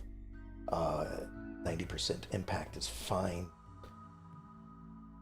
And if again, if I need to change any of this, I can go in uh, uh, uh, default game stuff. You can just go in, you can change the storyteller. I don't think you can change any of these once it's started. But like, if I need this to be more difficult, I can go down to this guy or these guys. Uh, they what they do is they basically say, hey, you know that event that just happened? We're going to do it again immediately. So if I get raided by 20 people, then this twin here is like, okay, well, you're getting raided by another 20 people right now. So this basically doubles the difficulty of whatever's going on. But again, it would also double the boon that would happen. Say, like, a meteorite falls from the sky made of gold. Then a second one would fall from the sky made of something as well. So, for now, though, I'm just going to keep it on Cassandra Classic. As for the world, this I am going to modify a little bit. I am going to make it tiny, so, there's not as much world to roam around on. You don't need that big of a world. Nowhere near as big as the default game thinks you need. Rainfall and temperature, those are fine. Population, I'm gonna crank up to crowded so that different factions will be closer together. I crank it up to crowded because it's a tiny world. Mountains and cave systems are fine. I'm going to remove pollution for now. I don't need to deal with it unless unless I do something that interacts with pollution. As far as the factions go, a lot of these are going to stay in. Some of them are going to be removed. Like these 5 right here, I'm going to just remove them from the list. They will still exist in the world. They're just not going to exist as factions on the map. They seemed really neat to begin with. Their technology is awesome. Their places to visit on the map are a little overpowered. So that's why they're being removed. Most things are going to be represented. So like you have the Kurin here, you have the Rabbi here, the Ratkin up here. Then you have some of the basic stuff like a gentle tribe. They're peaceful tribal people. They're okay to be there. I'm okay one way or the other. I don't necessarily think I'll be attacking them, but I might. The Kijin are going to be removed, as are the Orasan. The fierce Neanderthals, the savage Impids, they can stay. The Profaned I added because they're a bit of an undead faction. And knowing what Anomaly has added to the game, I don't know much, but I do know it added a lot of like Cthulhian horror. I think one of the things that it said it was based off of was that movie. What was it called? Cabin in the Woods. So a lot of things like those are in the game. So I figured, an undead faction might not be a bad thing to add. And then we have some of our other basic stuff like Itakin pirates, Waster pirates. Again, the Kijin are getting removed. And mechanoids I am not going to deal with. Usually the default game, up to like 2/3 of the way through is all like human interaction, human things coming after you, things like that. As soon as you get to the really difficult stuff, pretty much everything is a mechanoid raid. So robots after robots, and it gets kind of boring. So I'm just going to remove that. No robots in this game. No evil mechanoid robots. There might be robots. We'll see. And then the insect faction will also stay in. And then, of course, we have others that we can add. I'm going to add a second ratkin because rats are populous. So it makes sense that there would be more ratkin than anyone else. Some of these others, we have to have a cannibal tribe, right? It's probably where we came from. So we'll add a cannibal tribe. We already have a savage impid tribe, so normal savage tribe we don't necessarily need. And sure, why not? How about cannibal pirates? What's better than cannibals? Cannibal pirates. And then, just need a random word to build the world. I might do this a couple times depending on the outcome. It is going to be a small world, so sometimes things don't necessarily generate properly, but in this case it looks like it might have. This world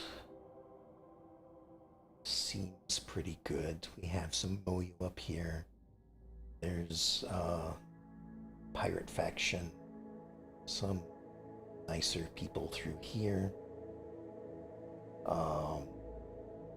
A bit spread out, but I guess this is okay. And then we just need to choose where do we want to start. Like, we could choose all the way up in the frozen north. I don't feel like doing so. That seems a little too difficult for me to start out with. We could start out like at the end of the road somewhere. Where is the cannibal? So is that what these are?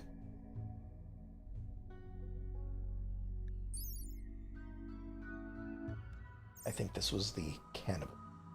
So maybe start nearby here because this is probably where we came from, probably wandered away, decided to build our own base, something like that.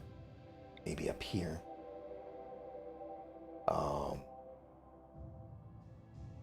I'd like to stick to the temperate forest if possible, but we could live in a rainforest or a desert. We're not going to live in an extreme desert, though. And again, that's a bit too much for me at the moment.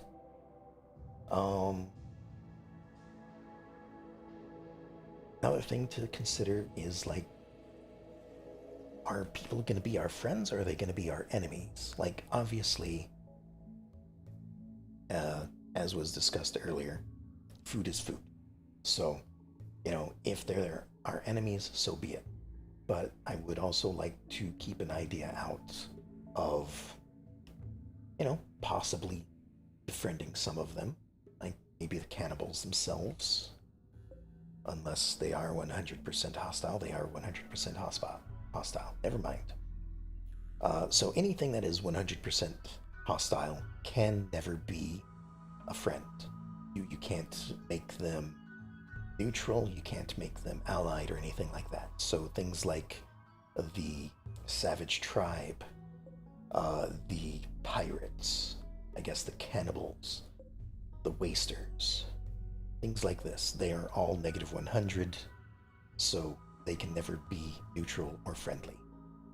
Things like the ratkin start off at 0, which is neutral, and can go between positive 100 and possibly down to negative 100. I'm not quite certain on that, though. So, some of these, like Melbourne here, start out at negative 80 hostility. That means that they're hostile with you, but you can still, trade with them, talk to them, give them gifts, that sort of thing, to cease the hostility if need be. Um, but I will keep this one in mind. So criminal is a good random seed. How about cannibal? Since we are cannibals, this kind of makes it more of a wider world. There's no like ocean going up in the center or anything like that. Kind of have a east and a west thing going here. This one might not be so bad. Maybe start somewhere here. Ground growing. That means that we'd be basically in a permanent summer. I'm not sure if I like that. But like in the middle here, we have access to everyone over on the west coast. We could travel to the east side if need be. What kind of like places can we live in? Oh, also, I'm going to make this a very large map. It's recommended to stay in the medium. I haven't seen too much difficulty with a large map. I like to build my bases, and uh, they can tend to be out of hand. So I'd like to have all the extra space that I can possibly get. And then up in the right corner, we have a little bit of a preview of what the map will look like. So, do I want to make more of a defensible place? Or would I rather be out in the open, where things can come at me from all sides? I know a lot of people would prefer a defensive thing. I would be okay with it. Um, but I also kind of like the idea of just being out in the open. Um, have to worry about things coming in from all sides, that sort of thing. Um, Although I suppose I could go right up here, be in the middle of this crossroads type thing. Um, Up here we would have a much shorter growing period, only half the year is when we could grow food. Not that we would care too much about that. We are cannibals, but we are um, okay with vegetables, as you guys had said.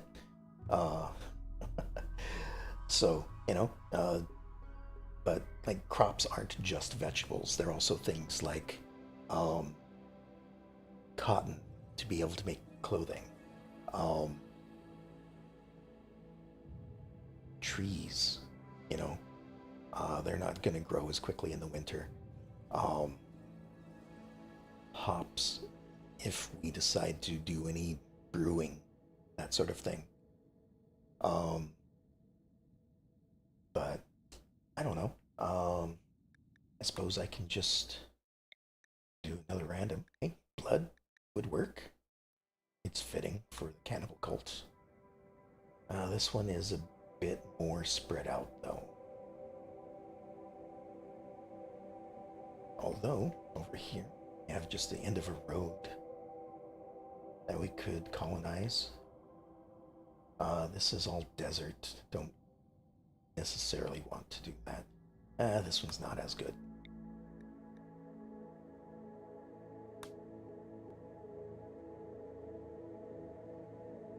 This one looks pretty good, though. Maybe be right along a highway.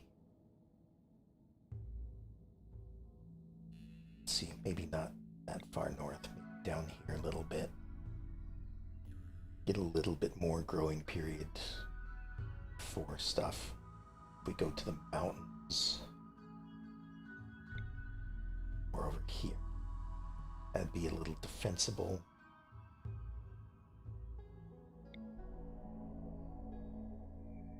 It's just the indecision, I think.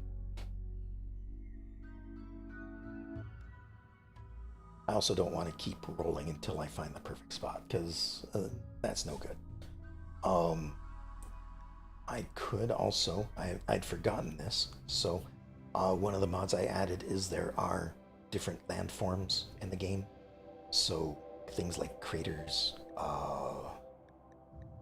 So if I open this up, could look for a crater, could look for, islands, a cliff, corner cliff, things like that. So if I went to something like a crater, there are no craters on the map. I guess that's a problem with the small map that I've made. What about a canyon? Alright, so that would be a little bit narrow to have to live in the mountainside. Not sure if I'd like that so much. Cliff corner? He'd be right in the middle of the mountains. This might not be so bad. You know what, let's just go with this. 50 out of 60 days are good for planting, so we'll have a winter. There's marble, sandstone, and granite. Pretty good. Marble is usually liked because it has beauty to it. Granite is liked because it is tough. Sandstone is just sandstone.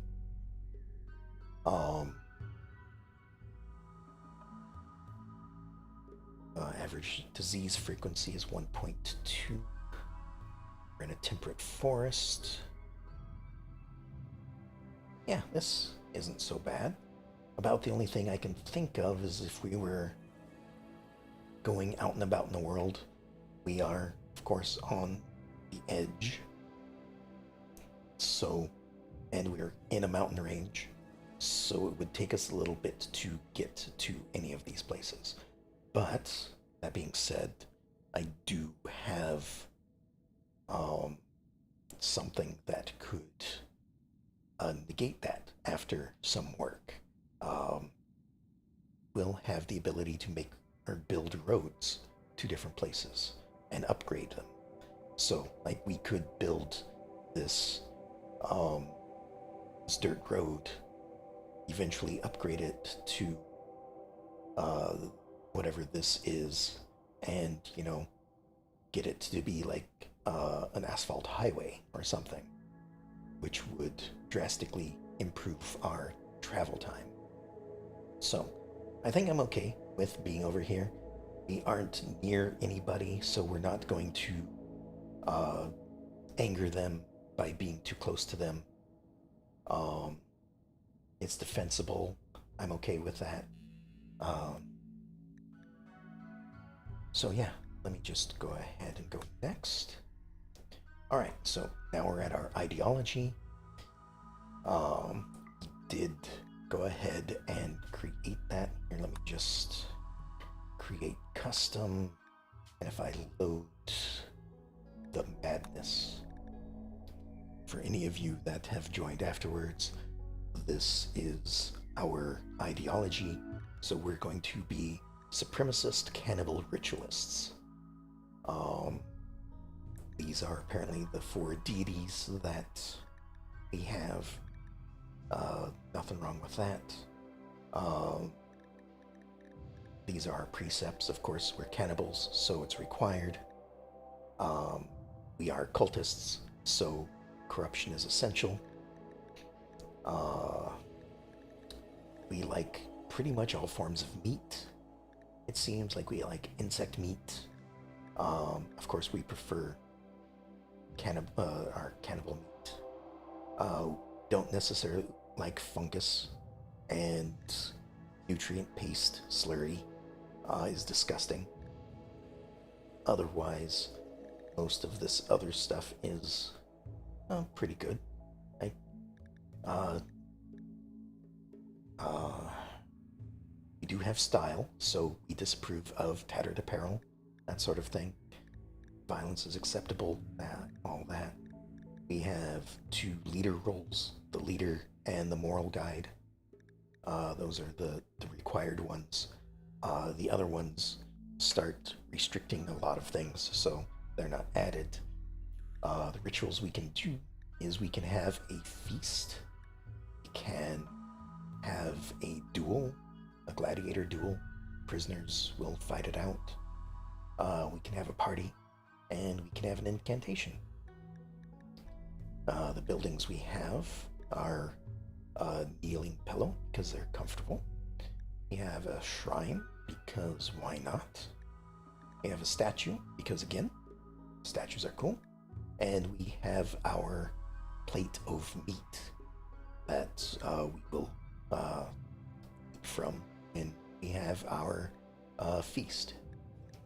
We have 3 relics somewhere in the world we'll eventually have to go find. No preferred weapons, no venerated animals, no preferred aliens or xenotypes, and no apparel that is preferred. Appearance and tattoos are basically for random generation. We're not going to worry about that. So that is us. It looks like most of these other factions have their own. A couple of them share one, like the Moyo seem to all share a ideology. The 2 tribes, Gentle Tribe and the Fierce Tribe, seem to share one. Then the Ratkin share one. Everyone else has their own. So, there we are. Now we're back to the character selection. We'll just go ahead and load up our 3. So it was Yoko, Nezu, and Nico, I think, right? Yeah. So these will be our 3 characters that we start with.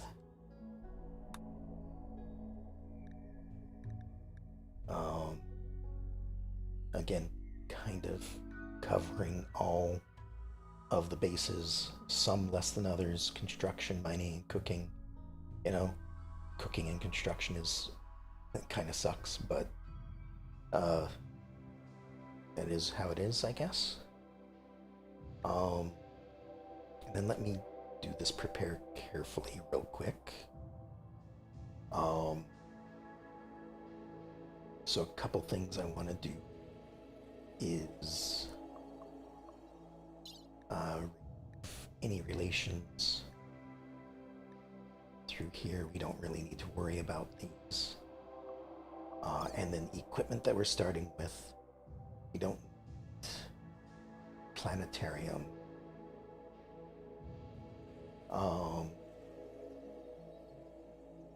Don't need the bolt action rifle. That's too much to start with. So we're getting a pila, a short bow, a knife, an ikwa, and a club to start off with. We have some herbal medicine, we have some food, we have some silver. I could add more, I could remove stuff, but this seems to be fine to begin with. And with that, maybe I will get started here at long last. How long? How long was that? That was what? 2.5 hours for character creation and game creation. uh, that's a quick amount of time. Sure, if I'm finished with my customization, confirm. Yeah. And I'm probably not going to go for too much longer tonight. I was mainly just wanting to get things started off. But, as long as you're here, I'll keep going for a bit more. Um, all right, so just starting in. Oh, there's 2 extra people. Hold on. I did not intend to have 2 extra people. So, I am going to... Where is it? I'm going to remove them. I only wanted to start off with the 3 that we created. These other 2 are going to go away as soon as I figure out where it is.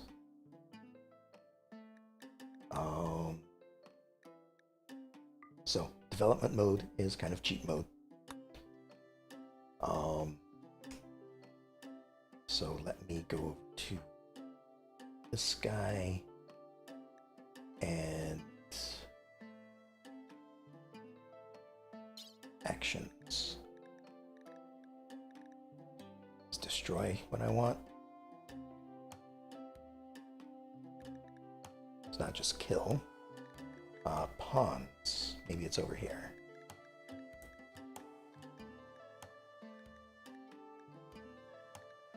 Sorry about this. I didn't realize I was starting off with 5 people.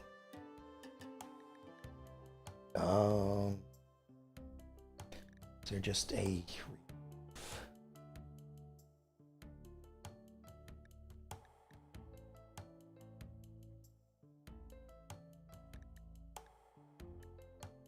Move world pawn?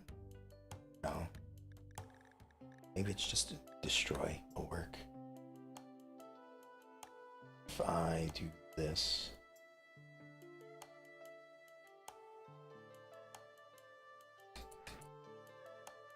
Go away. Go away. There we go. Alright. Let me go back to the options here. Get back out of development mode. Alright, there we go. We have our 3 colonists. Oh, what's all this?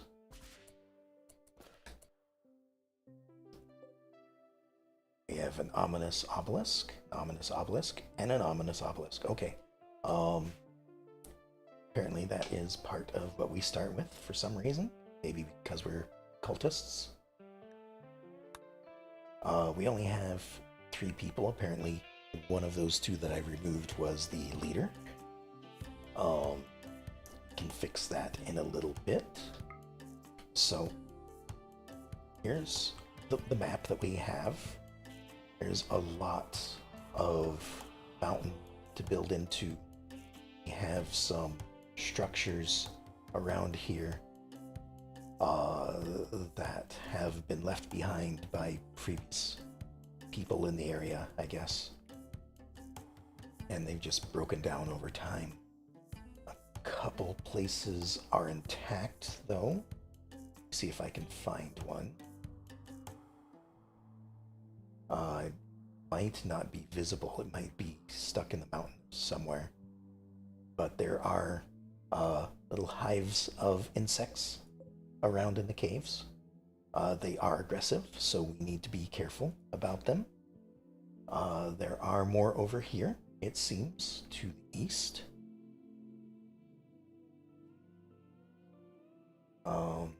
And so we will need to be careful about them. as we progress, they're probably going to get hungry. They're going to come out of the cave, probably start hunting whatever's around. So, in this area, we have a bunch of creatures, ranging from squirrels to guinea pigs to mega spiders to buffalo. And basically, the higher up the list they are, the larger creature they are. For the moment, though, where would I like to start my base?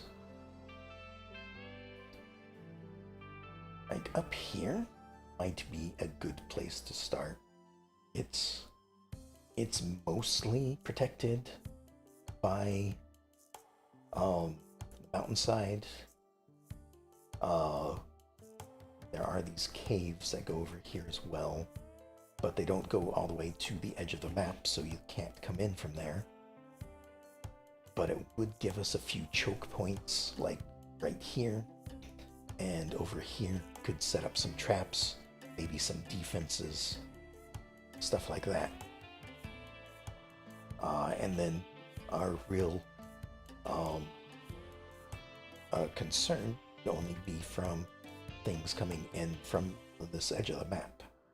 So we could probably make use of this entire northern section.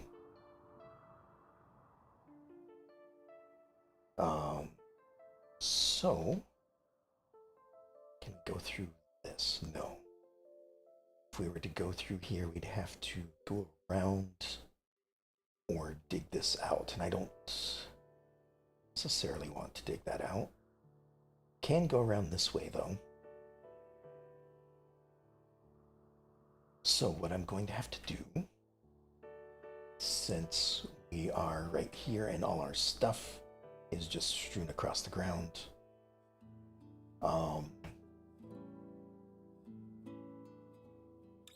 we're going to have to move it over here, and then we're going to have to move it over here to avoid these bugs. Now, just so y'all know what everything... Hold on one second.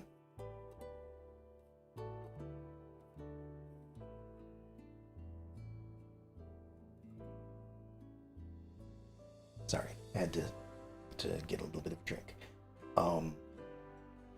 Just so you know all that's going on, up at the top of the screen, you have the portraits of each of the characters. I have had them enlarged so they're easier to see. On the left side of each portrait is their mood bar, I believe. So yeah, mood 51%. So the yellow bar, well, it's currently yellow. It will change colors depending on if it's high or low. That will tell you how good of a mood they are in. Usually can be seen by their needs here, so they have very low expectations and initial optimism. So that's a plus 34 mood that will eventually make this go upwards.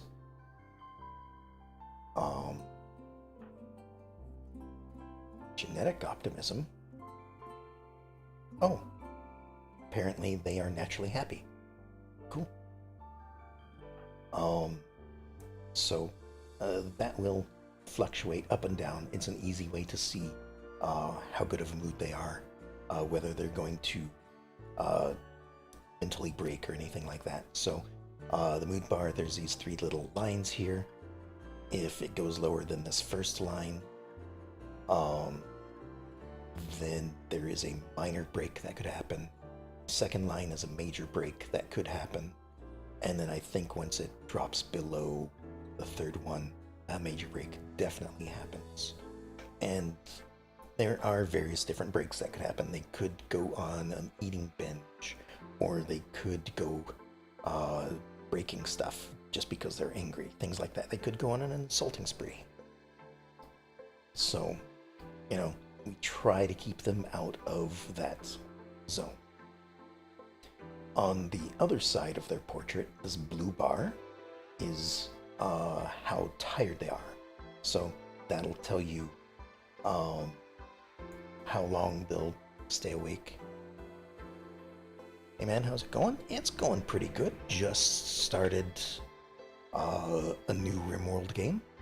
First 2.5 hours were character creation. So, um, I guess you made it just in time for the actual game to start. Unless you consider character creation the actual game as well, which some people do. I was just going over some of the things here for any new people. So, like, the blue bar here is how well rested they are. So that'll drop as the day passes. Once it gets to about a third full, the pawns will try to get some sleep to get rested again. The red bar is their hunger bar. So again, just like food, or just like tiredness, it will drop over time. And when it gets too low, they will eat or want to eat. The mini map over here kind of is just showing what's going on in the area. The little red paw prints on it are animals in the world here that are predators. So they are things to look out for. You should check out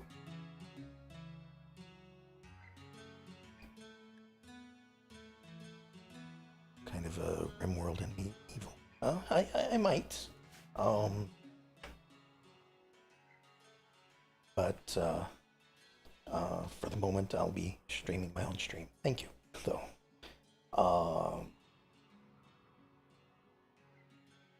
What was I saying? Oh, the animals are, with the little red paw prints on the minimap, are predators.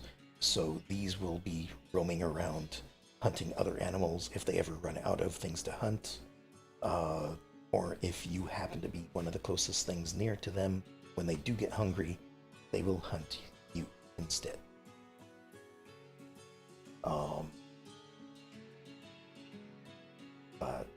And then in the bottom right corner is a bunch of little tabs that I can show different information about.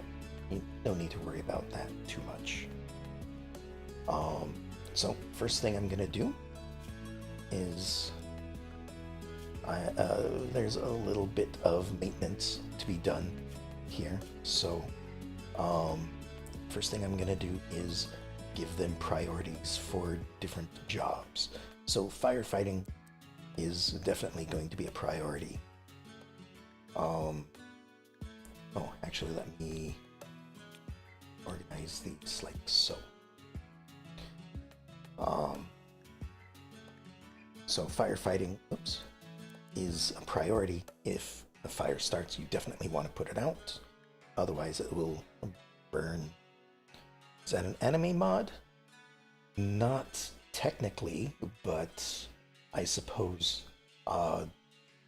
it is in an anime style. So these are actually from 3 different races. So this first character is a Kurin, a 3-tailed fox.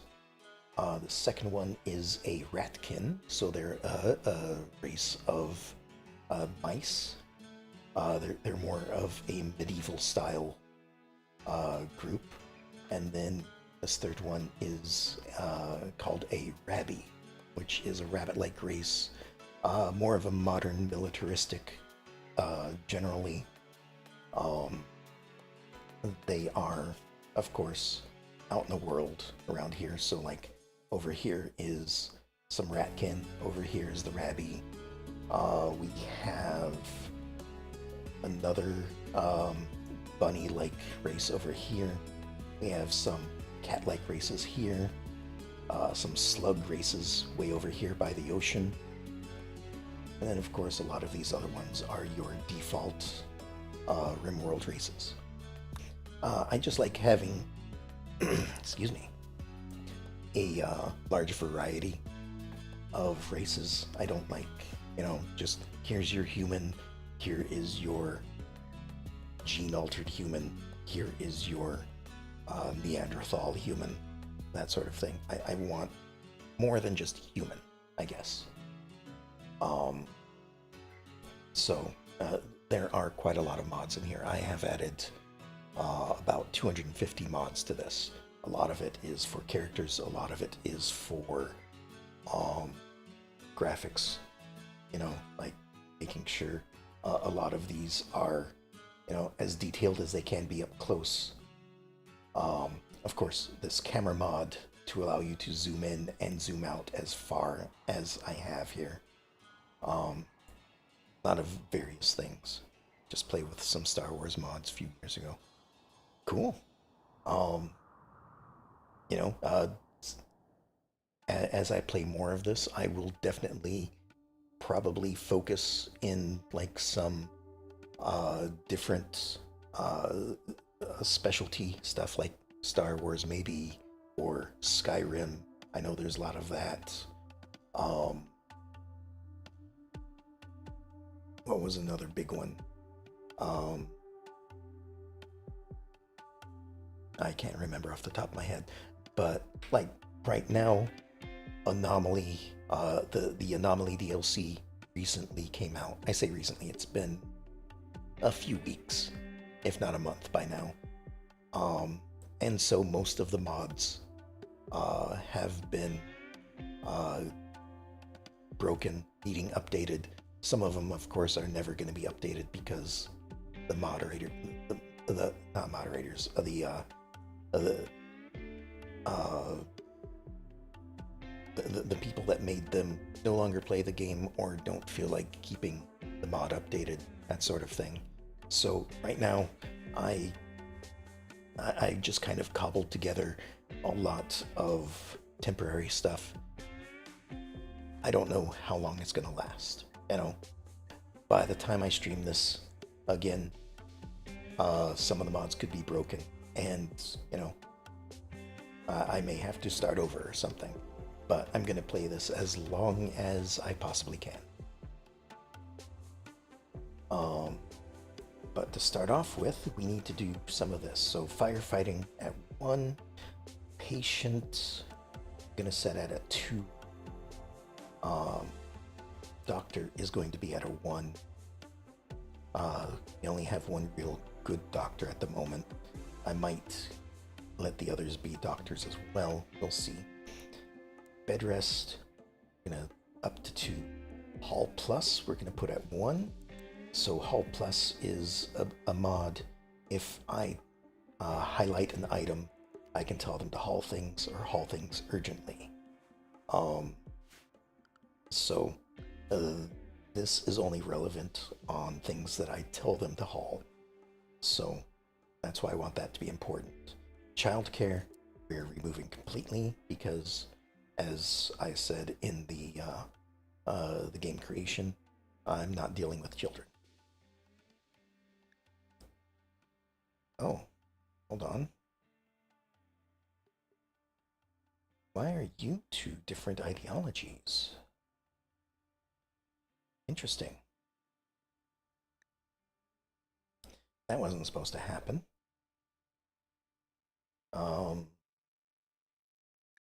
I'm gonna, before I go too much further, I am going to fix that. So, you are not supposed to be that ideology. Where is it? And character. So this is the character mod, character creator mod. Added this just so I can make a little bit more detailed characters. This person is not supposed to be cybernetic perfection. They're supposed to be the madness.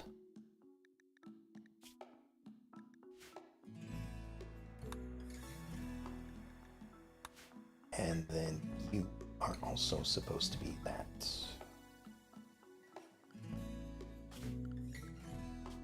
So, sorry about that. There we go.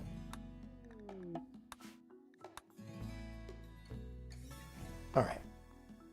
And this is all stuff that I'm doing right at the beginning of the game because This is how it was supposed to be. I ended up with 2 extra characters I didn't intend to have, and these two apparently weren't following the ideology that they were supposed to be following. Okay, back to this. Basic stuff is like flipping switches, um, what is it? Unskilled and easy tasks.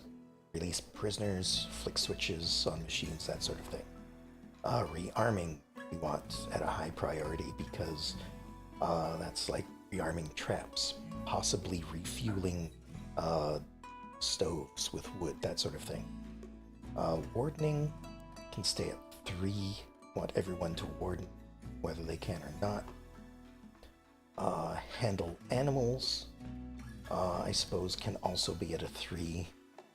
This person's not very good at it, but, you know, but I like to give my colonists the opportunity to do pretty much whatever they want. Doctor is a little bit of a more specific thing. I might, you know what?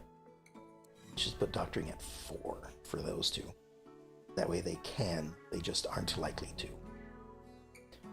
Cooking. We have a 2, a 3, and a 4 skill for cooking. So I think we're going to have you as the cook, you as a backup cook, you as, hey, everyone else is busy, let's hope you don't poison the food when you cook. Hunting, we'll have everybody able to do. Constructing, again, everyone, but we'll put it at a 2 is a little more important. I know this one's not good at construction, but they'll learn. Growing, you have a 5, you have a 3, I guess. Put these at 3. You're the primary person for growing, so you'll have it at a 2. Mining can be at a 3. Plant cutting. Praying at a brown shrine. We are not that race, so we're not going to worry about that until we have one. Consecration, I don't know what that is. That's another thing for another race, so not going to bother with that at the moment. Everything else we're going to put at a 3. Hauling for the time, put at a 2 because it is important at the moment. Cleaning, not as important. Dark study, not at all. Until we actually want to do it. Sacrifice is for Revia, are not them, so we won't bother with that. We'll be doing our own sacrifices eventually. Research, I do want everyone to do, especially since we have a penalty to it. Writing, we're not going to worry about right now, and we don't have anything that requires pawns to generate power. So, that's all set. As for what I want them to do during a day, I like to set it to anything, let them do whatever they want. If something needs to be adjusted, I'll do that on the fly.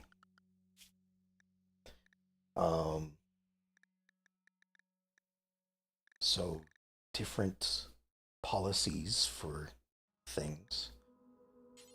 I want everyone to attack things if they see them. I don't want them to run away.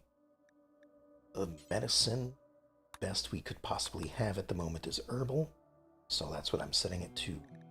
Apparel, I am actually going to make some new apparel things. So since each of these are basically their own model types that don't necessarily fit in the vanilla clothing, I am going to make a specialty one for each race. So, and then of course title it so I know what it is. gonna clear out everything that they can wear, and then only add stuff that they that is made for their race, basically. Anything else that I find I want on the fly, again, I can just add it in this list. So I'll make one for each of these. That, clear that, set that, and one more for this. Sorry for all this initial stuff, but it is something that needs to be done. Otherwise, you're going to be going into a lot of micromanaging.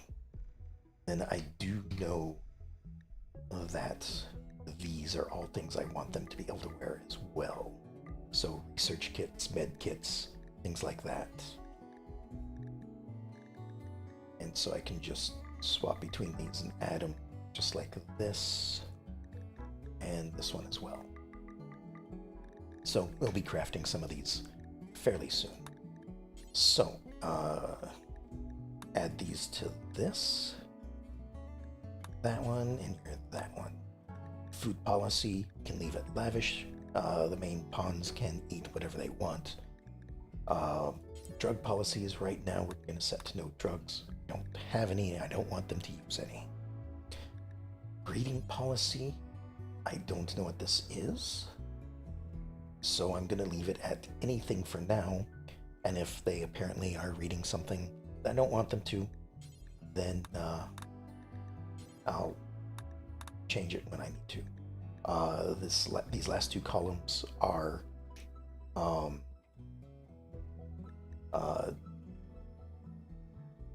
they will carry around medicine if I want them to. Again, our best medicine at the moment is herbal, and I want them to carry around one at all times so that they have some emergency if it's needed. Pets. Do not have any pets at the moment. We may obtain some later. We'll see. Animals in this map. That's all of those. Don't need to worry about it. That's research. Quests. Okay. That should be all good. Now, I need to set up some stockpile zones. So, to begin with, just going to put that here. It's going to be critical priority. We are not going to allow rotten things in it. And then these guys should start carrying all of this stuff over. And the reason why I put it over here is so that they will avoid these bugs over here. Also, I'm going to move this over here. What this is a little bit of a checklist, so I can write down things so I won't forget. Because when you play a game once or twice a week, you tend to forget things in between sessions. So it's good to write things down to remember. And then they're just gonna move. Is that all of it? All right, that was all of it. They got it all in one trip. Wonderful.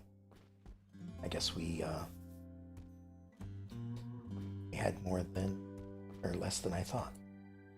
Now, of course, I'm going to delete this and put up another one over here where I want it to be.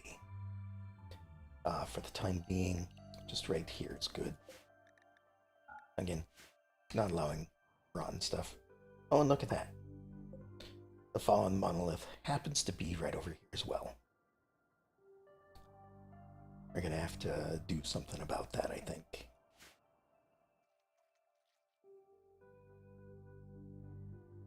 Alright, so you're gathering stuff. You're on your inventory.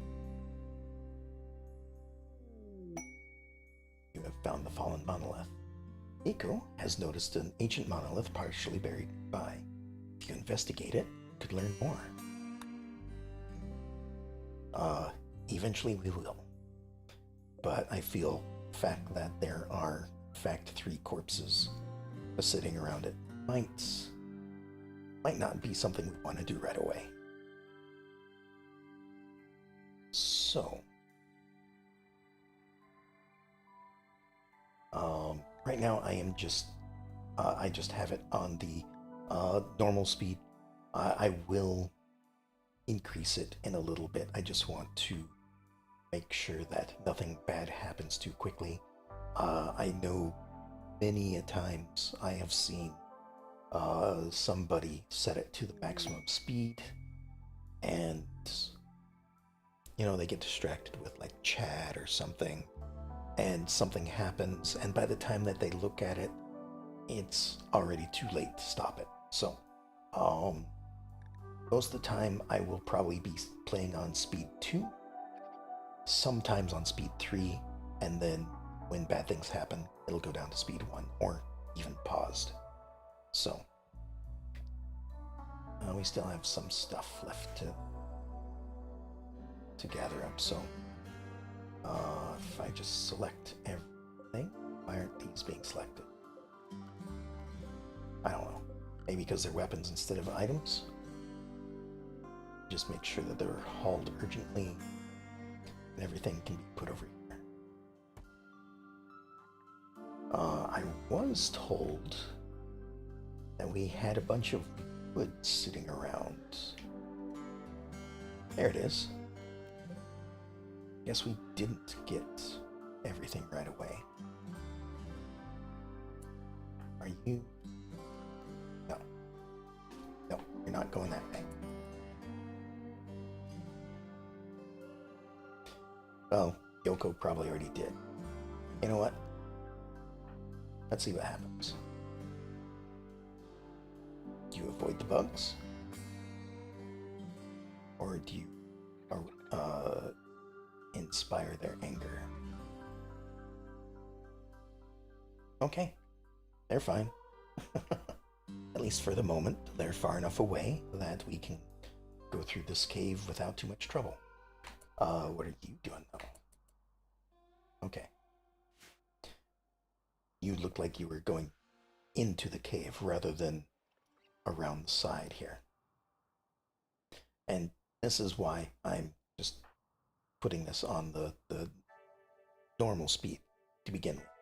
I want to make sure that we get all of this up there before anything bad happens, and avoid anything bad from happening.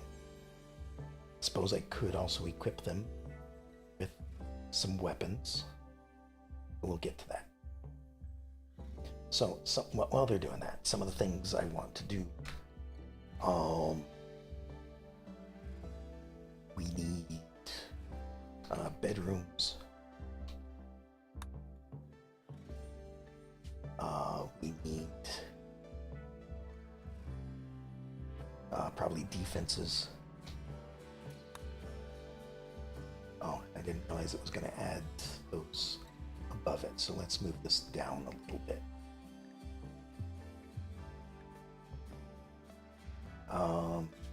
We need food.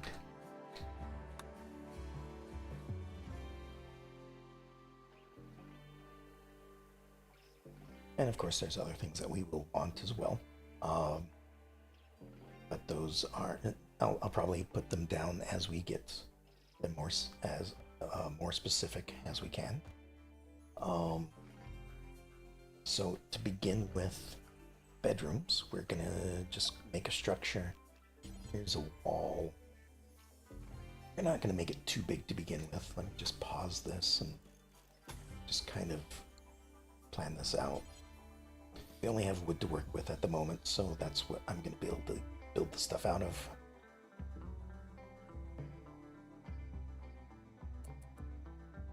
And then we'll also want beds. Kill the animals. Well, I don't know if you were around for this, Dark, but our ideology, we're cannibals. So it's not so much the animals that we want to kill and slaughter, it's the other people that we want to slaughter and eat. So, I mean, we will feed off the animals too. I mean, after all, part of it, eat the children too. I mean, that is part of the reason why I said no children in this game. So, I mean, if it comes to that, maybe. But most instances of children should not be showing up.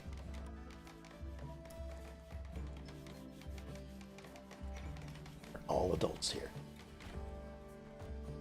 Well, I'd hope so at least.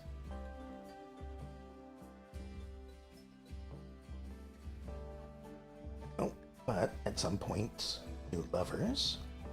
Yoko charmed Nico. So, Nico decided to become Yoko's lover. They now want to sleep together. Consider assigning them to a double bed.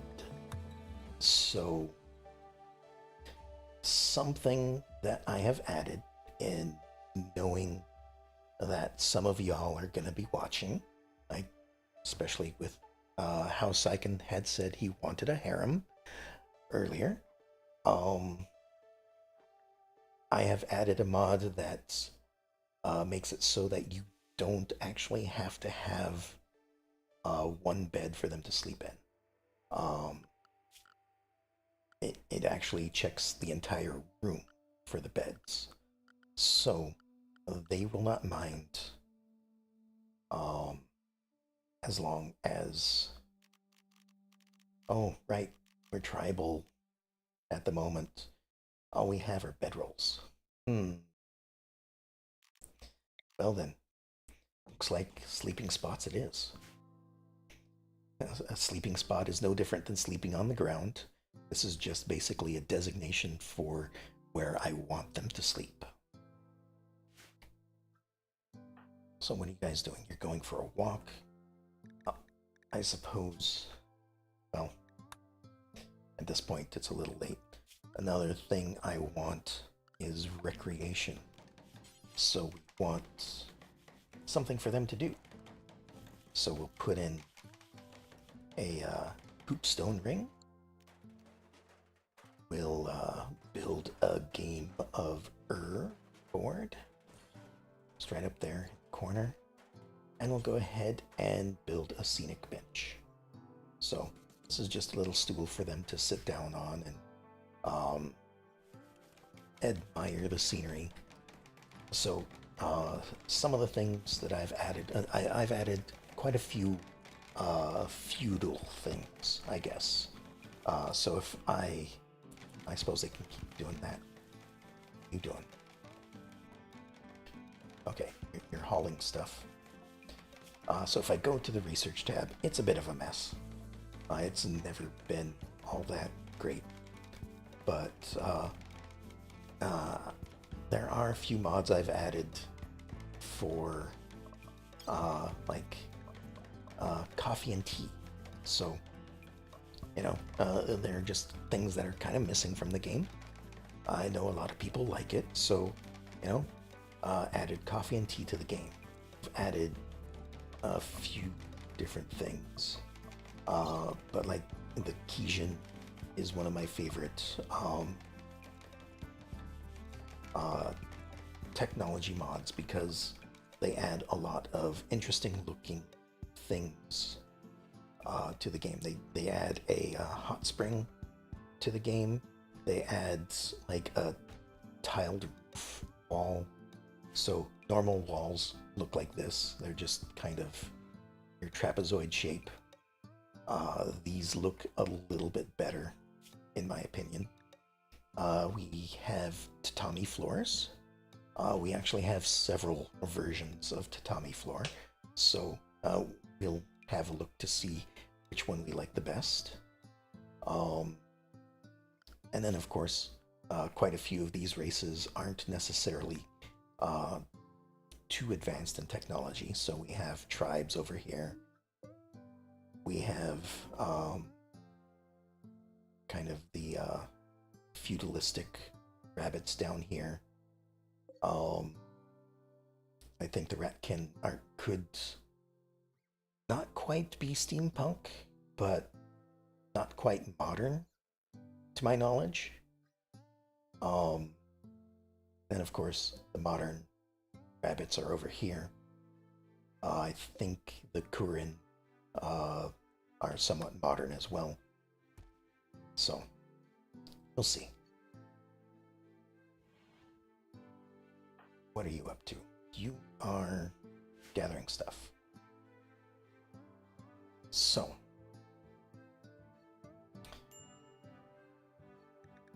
need warm clothes. Well, I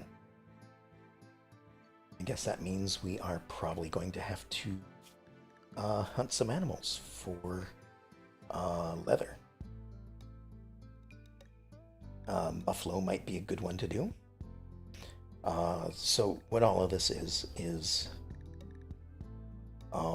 these circles represent what life stage they are. It's either a large circle or a small circle. Large means they're adult.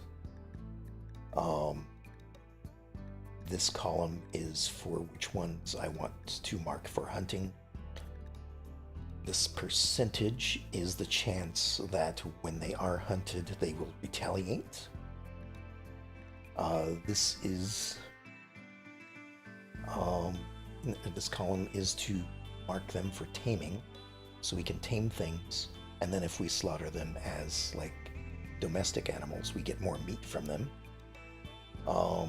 And then this is the percent chance that the creature will attack if I try to tame it. So usually the aggressive stuff will have a higher chance. And then this last column, of course, is for showing which ones are predators. We don't have too many on the map right now, just 4 of them. And they tend to only hunt smaller creatures unless they don't have any other choice. Everyone's asleep now, so this is one of those times that I will speed up time to the fastest till at least one person is awake.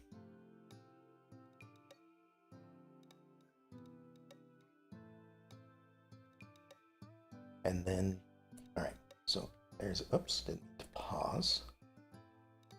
I'm gonna come out here, they're gonna grab some pemmican to start eating. One thing I want to do is, I don't know if I have the ability to, but I can till the soil. So, right over here, and I try to do like 6x6 spots, just because it seems to be a nice way to separate things sometimes. So we're gonna till the soil through here, and we're gonna make this 4 places for planting things that we want. So while we are cannibals, you know, we do need to supplement that with other things. So if I go up to the zone here, do this as a growing spot. So these are the types of plants that we can grow. Right now there's a couple different tree varieties that we can grow. We can grow strawberries, we can grow rice.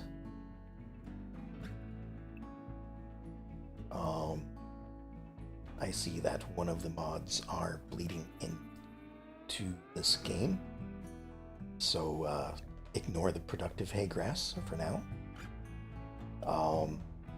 We can grow corn, we can grow fungus if we want. Heal root. All of these require different skills. So like the heal root requires an 8, while Rice doesn't have a requirement. And they're all different. So, like, rice is quick to grow, but doesn't provide or doesn't give much food. Corn is slow to grow, but provides a lot of food. Strawberries are a bit in between, but berries are an unsafe food. They have like a 5% chance to make you sick if you eat them. So, or if you eat them raw, I suppose. And then we have a bunch of flowers we can plant, and a bunch of various other things. So, like this is where you get your smoke leaf. This is where you find your hops, coffee, and tea. Your tinsoria. I guess it's a dye plant. So, so we'll be growing some of that as well. Probably going to start off with rice because it's quick to grow, quick to plant, and we are probably going to be more desperate than not for food. And of course, we're not very good at the moment, so we are botching the constructions a lot.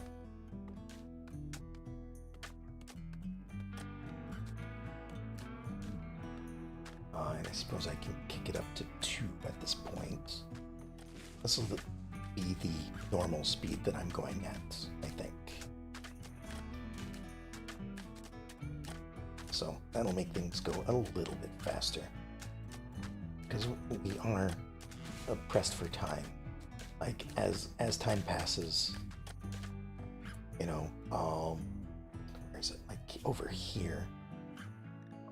Like, graphs. Like, this will keep track of our wealth. Right now, it's not doing much because not much time has passed. But as time passes, we're going to get quests that we can accept that will be good or bad, depending on what quests they are. So, okay. So here's 4 growing zones. This one we're going to have as, where'd it go? Rice up here. This one is also going to be rice because we need it quickly. This one will be corn. That will be for, you know, the long term. Rice will get us started. Corn will keep us going. This one will be cotton, I think.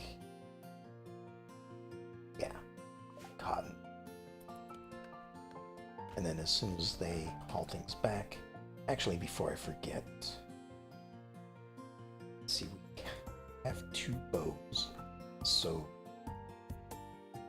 the person, I'll wait for them to stop cutting down trees. So this person is our frontliner. They're the one with the shooting and melee. They are going to get a bow. And they are also going to get a knife as a sidearm. So simple sidearms is a mod that I've added. Basically, it allows you to equip a smaller weapon as a sidearm. So, like, their primary weapon will be a bow. They'll the circle there is the range that they can shoot the bow at. But sometimes, you know, the enemy's going to close in. They're going to get into melee. So, as a sidearm, we're going to give them a knife. This is our scientist, our crafter. Don't want them really getting into melee, so they're just going to have a bow. And then Yoko is just going to, I guess, have whatever's left over.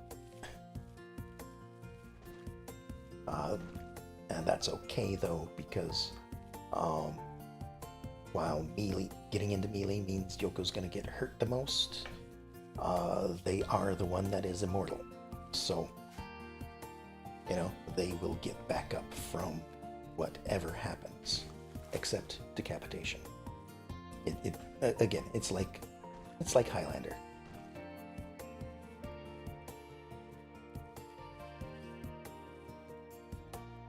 All right, so we're getting our plants planted pretty quickly. As you can see, Yoko is the better planter. Therefore, they are planting at a much faster speed. They also can plant things that require higher planting skill. But apparently they're tired, so they're going to bed, leaving poor Nezu out here to finish the rice crop. And then did raiders. Oh, okay.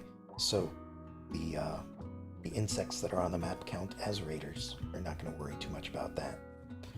Another thing I want to do is to build something like this. Add the door there. So this next building is going to be our storage building, at least a temporary one, because while things are stored out here, as you can see in the bottom left, it's deteriorating because it's unroofed and it's outdoors. So it's losing durability. This 55 out of 60, it's losing 2 per day because it's just sitting out here.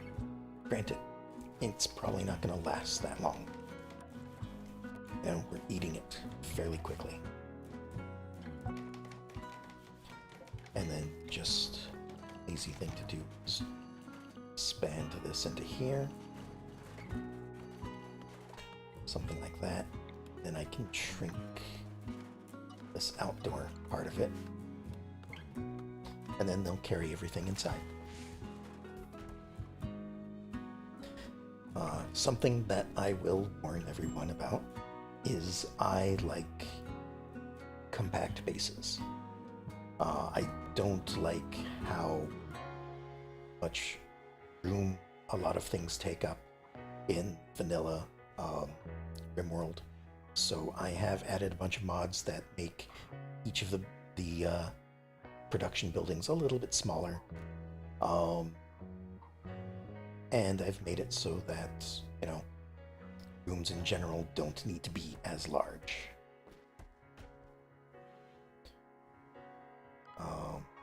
Having that out there, I now need a dumping stockpile. I guess we'll put that right here. So this is for any chunks like these granite chunks here, for corpses that obtain, we'll just drop in this storage. And because of that, we need a butcher spot. So this will be where we butcher creatures. We will do that forever, and because we are cannibals, we will go ahead and allow human-like corpses as well.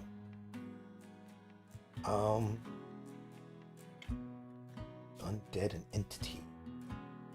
Undiscovered. Alright, entity we'll leave alone.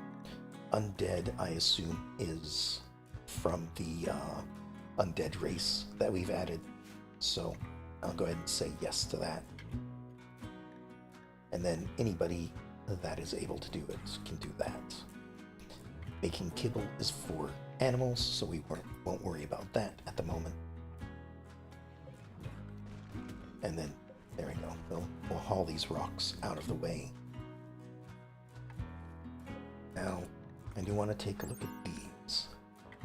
So these are ominous obelisks. They were dropped in with us when we started.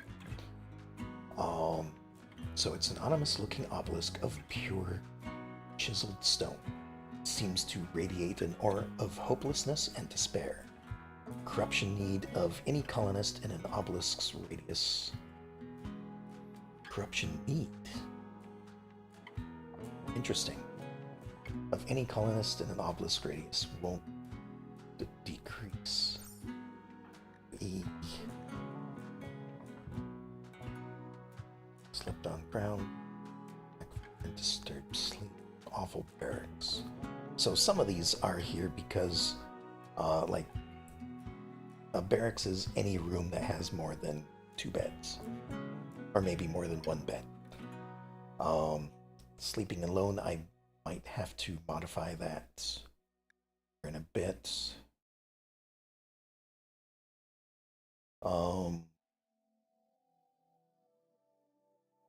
Lack of Kurans. So, just a default thing. The Kuran race likes to have others of their kind around, like a lot of them. So, this is probably a penalty I will be having forever, unless some random Kuran joins that I want to keep. Then we have some bonuses. We ate human meat. We have our initial optimism. Nico is the lover, so you know what? Let's just do this. Furniture will do double sleeping spots and set these two to that. But I may have to install an obelisk at some point, somewhere.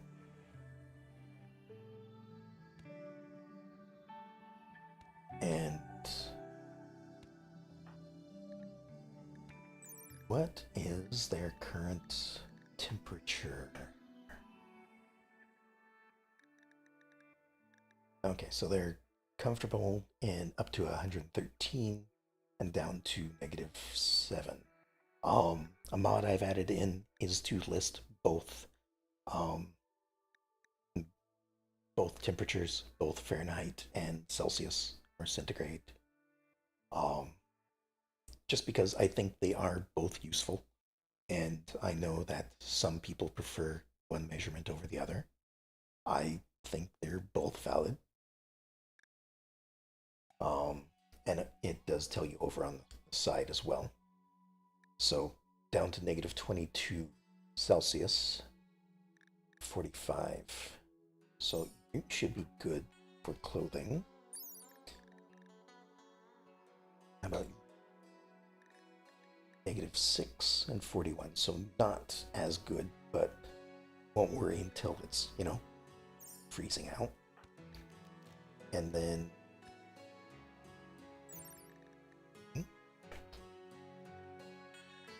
you actually might need some warmer clothing. Hold on just a second.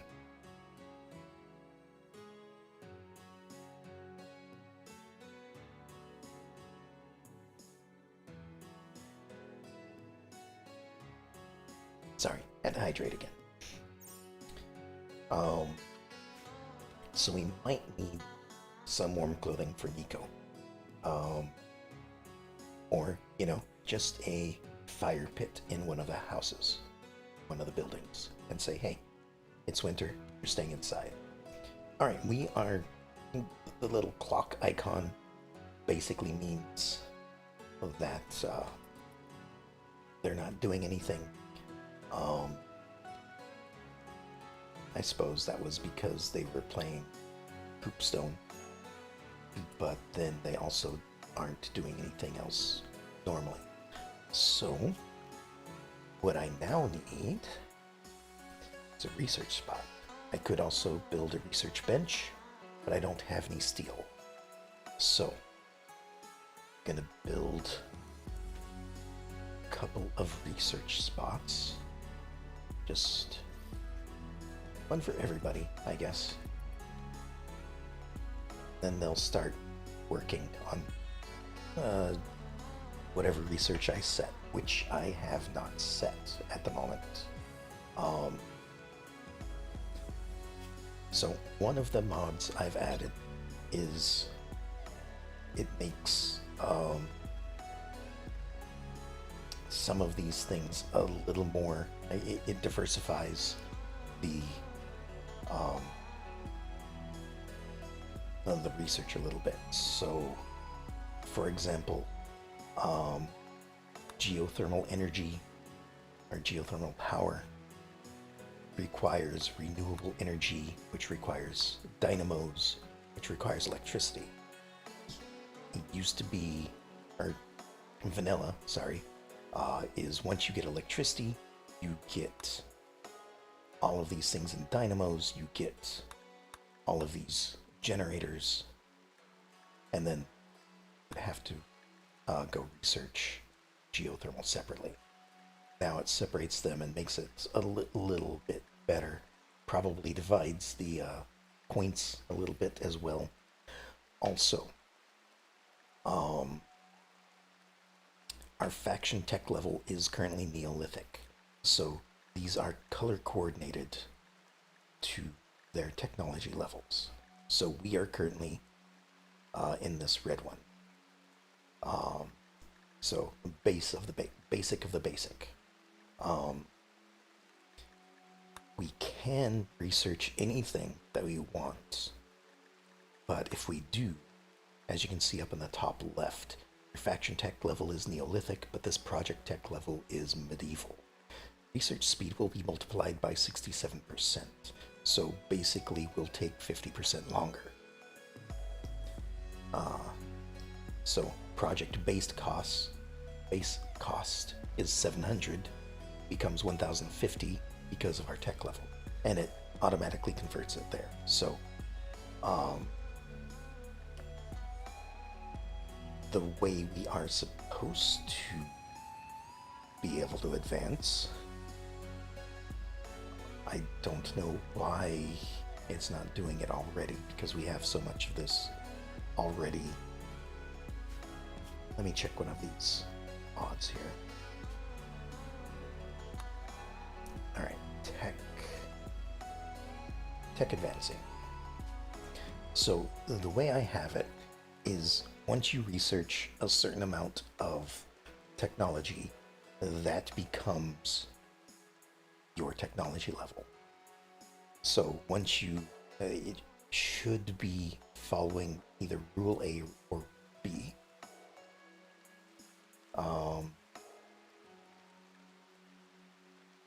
So it's auto-detecting. Base technology level is tribal, undefined. So I guess we might need to research a little bit more to start leveling up. I thought it was Neolithic, but I guess not. So basically, if the player researches all the tech of a tech level of X and below, tech level rises to X. Default is 1. Hold on.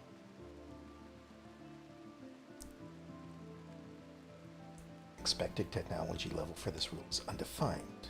That's a bit odd.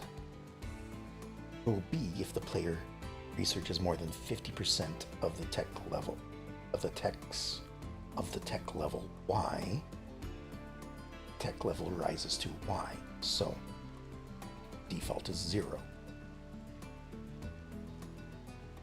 Which that should be us. I should be following rule B. Maybe I forgot to set something.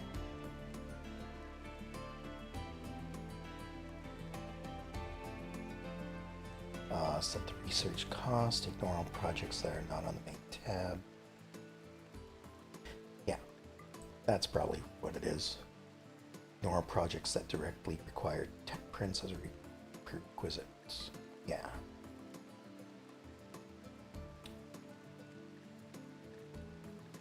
Okay, has that fixed it? There we are. Okay, so the problem was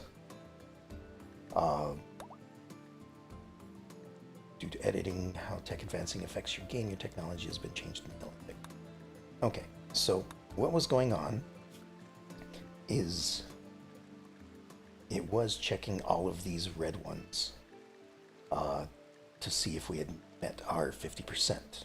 And it's, I believe, 50% in numbers. So like the 50 plus 400 plus 25, that sort of thing. Not as in numbers of organization, ranged weapons, melee weapons, that sort of thing. So it was checking all the red ones, but it was checking the main category. It was checking Anomaly. It was checking Coffee. It was checking Advanced. You know, all these other ones that have red as well. Although, going through this, I'm not seeing very many red ones anyway. Interesting. What do we need for this? Lateral thinking. Which is this down here. Okay. So, alright, I got that fixed. Sorry it was a little bit off.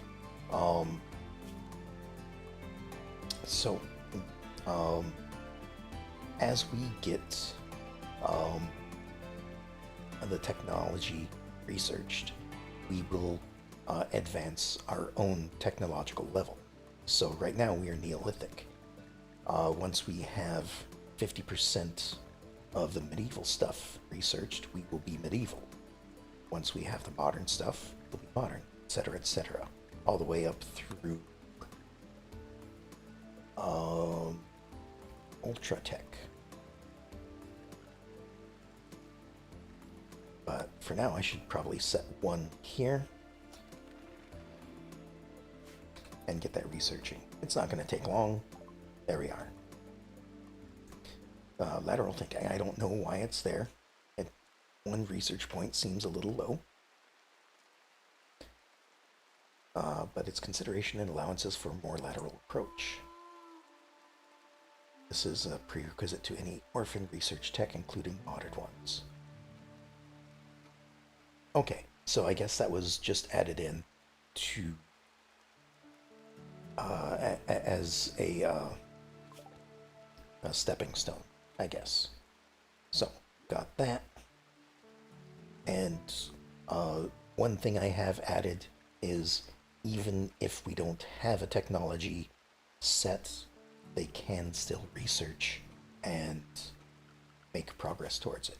So up in the top left, you can see stored research. So that's just some generic research that they can do if I forget to set a technology. It's not likely to happen, but it does happen. And then this, oh, I don't have a technology set. Let's just go for stone cutting so that this can come up. So this is a modification to the research tab. Normally how research works in this game is the character will go up to the research spot or the research bench or whatever. They'll sit there and numbers will increase until the project is complete.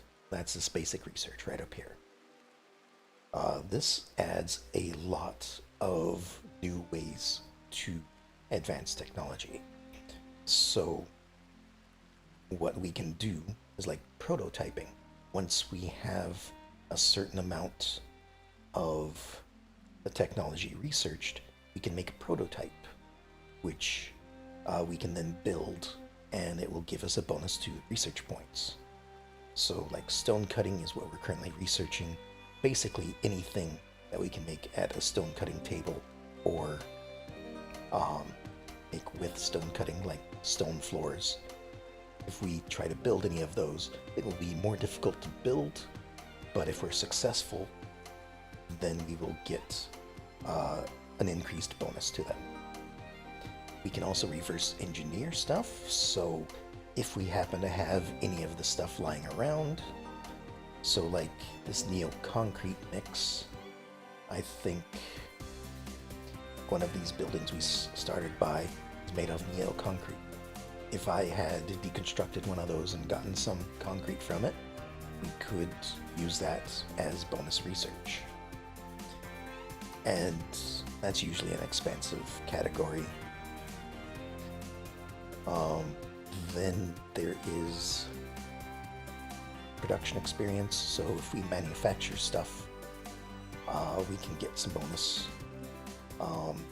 Logistics, I guess if we study like fuels or something, we can get bonuses. Material analysis, so you know, you can study specific things like that. Then there's also information exchange. So if we wander by somebody of a different faction, we might say, hey, did you know that we're working on the ability for to cut stone? And if they have that technology, they might be like, oh, really? Well, here's a little information you could probably use on that. And then we'd get some bonus experience from them as well. And I think that is all based off of their technological level. I'm not certain though. I like it because it adds new ways to research. I suppose I could have left this going as I was doing that, but oh well.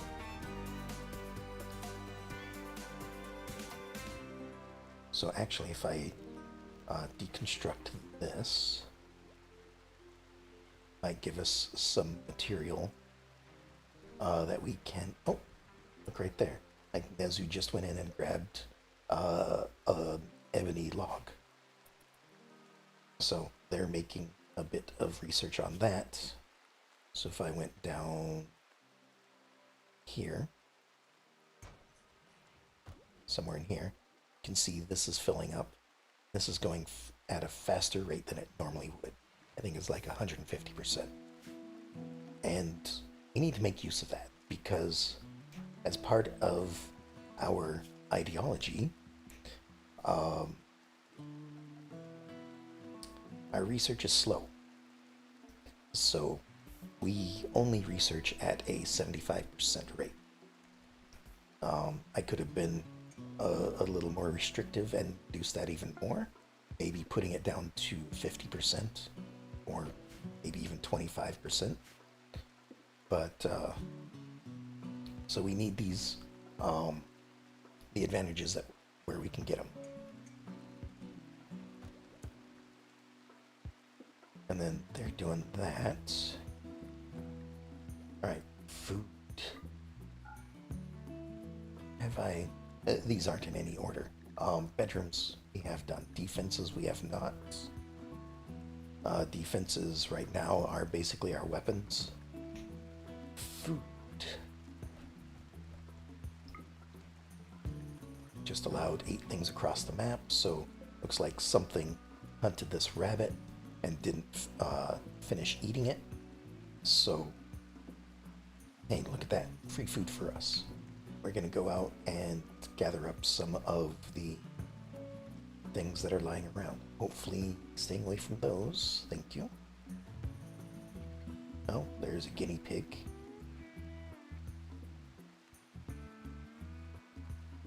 And then occasionally I will just look at this to see what creatures are on the map. Maybe we'll get a band together and go hunting a muffalo or something. Medical treatment? Okay, this is exactly... What are you doing over here? Go this way. We might be losing a colonist.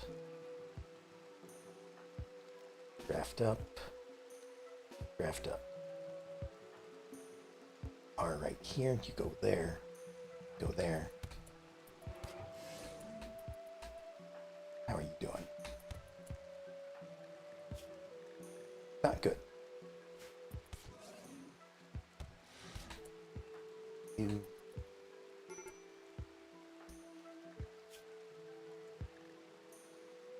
need rescue.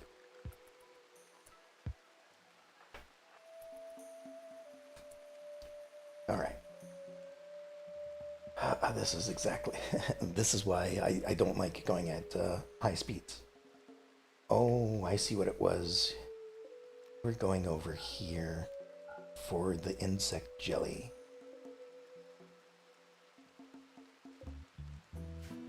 Okay, let's not allow that. Let's not allow the ones over here. Doing the same thing again. What time of day is it? It's 1900 hours. Head up this way.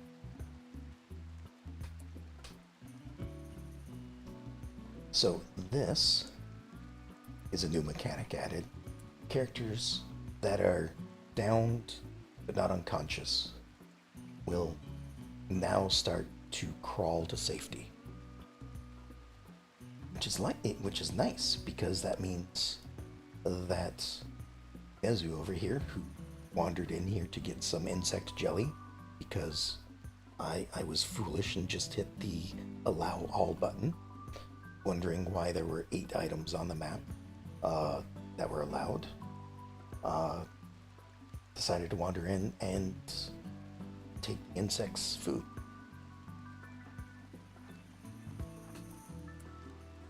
So you two gonna go up here. Alright, the insect is backing off. We're gonna slow it to the normal speed. We're gonna wait for a moment. Now there's a visitor. A Huron Shrine volunteer from that place is visiting the colony. She seems to have a few items for trade. And right down here you can kind of see on the mini-map, a little blue dot is them arriving. They'll wander up to us, possibly past insects if they're not careful. Alright. What we're gonna do... Okay, so you're still crawling this way, which is great. You go and rescue. They should be far enough away that this should be okay. Alright. You no longer need to be drafted. Then all of this we're going to have to leave here for now because it is now too close to the insects. So, since we just lost a bow, something we're probably going to want to do is make a crafting spot. Just put it right there. Work speed penalty because it's outdoors. We might need to make another bow. Oh, we can make a recurve bow. Might be better. Now, this bow is one that was added by a mod, so it's not really restricted by research of any kind. I am going to restrict myself to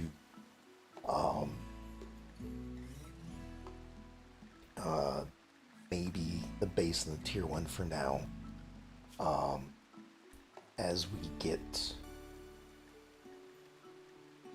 We have that there. Once I have researched like the great bow, I will maybe build a few more tiers. Once we're in, say, the modern technology level, I think I will be able to make ones that require components, and then like spacer will allow the ones that require advanced components, and then ultra tech for the final bow, if I ever get that far. But for now, I think I will just make one curve bow to place the one that we just lost. So, something that you may have noticed is when this person was injured, there were no, they're not bleeding at all. It's just cracks and bruises. Normally, when a pawn gets injured, things will bleed. Like, if it's a cut or anything like that, it'll start bleeding. Right, undraft you, you're fine. You just need rest at the moment. But Izumi here, I have... Where is it? They aren't just a normal mouse. They were a lab rat. So they were experimented on and crazy things happened. So, in their xenotype, they have some interesting things. So, um, a lot of this was just based off of, you know, what I thought might happen in experimentation.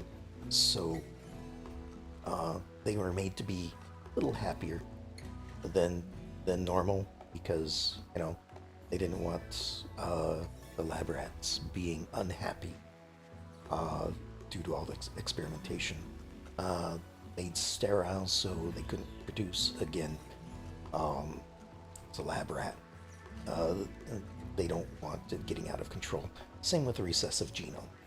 Uh, so any abilities or any genes that they have, they cannot pass on to uh, to children or anything like that. Um, and then a couple others that were just added in to balance out the fact. Um, Psychically dull, so that they weren't responsive to psychic sensitivity. Foam spray because, hey, it was a funny little. And this is something you wouldn't expect. Maybe it was an experiment that went right. And then super clotting. So I figured the main thing that they're all about is when they receive a wound, their blood automatically clots, so they will never have to worry about bleeding out. Starvation, because you're laying there and needing somebody to tend to you. We are going to have to ensure a few things real quick, because this is still not done. And then we're also going to need campfire. And we'll put it right out here. How's this doing? Spoils in 1.8 days. Oh, another thing. Even though I am butchering a rabbit, we are going to receive chicken meat from the rabbit. The reason for this is when I forget what their name is, the person that made the game. Oh, I have a fire. I can actually show this a little bit easier. So, when they made the game, they made meat of every kind. So, every single animal gives their own meat. So, when you start hunting various animals, you're going to start filling up your stockpile with alpaca meat, bear meat, bird meat, cat meat, chicken, donkey, all sorts of stuff. I've added a mod that basically says, hey, animal meat is animal meat. Anytime you butcher an animal, you're just going to give it a default meat. So, since everything tastes like chicken, that's why animals now give chicken meat. So we are going to need to start cooking some simple meals because we are apparently out of food. So as soon as they get done with that, they're going to bring some meat over to the fire and they're going to start cooking it. Once this is cooked, hopefully they will feed it to Nezu over there. Now, Yoko's not the greatest cook. They only have a 4 skill. Alright, prioritize feed. Oh, I guess Yoko just decided, I cooked this meal. This is for me. Here, have this pemmican. And the trader is here. Also, in the health tab, hold on. I'm sorry. Had to cough a second. So when you get injured, the closer to red a body part is, the closer to it, the more damage it's taken. So like the right arm is orange, it's at 15 out of 30. The left humerus is a bit yellow, it's only taken 2 points of damage. If it's red, it's more serious. So like malnutrition up here is a serious thing. So it's marked in red. Basically, if malnutrition gets to 100%, the pawn will die. So that's why it's important to keep yourself fed. But they are happy about that. Why are they happy? It might have been human meat. Cooked cannibalism. I don't know. Maybe it's just that they eat meat. Because as a cannibal, you are a carnivore. I'm just trying to select these rocks here. Get them moved out of the way. Oh, they're over here because they were being studied. I see.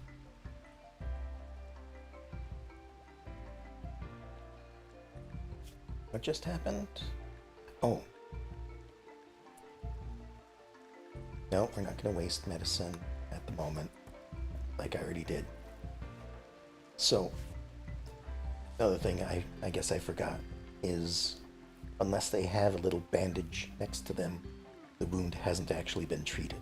So, treating a wound will help it recover faster.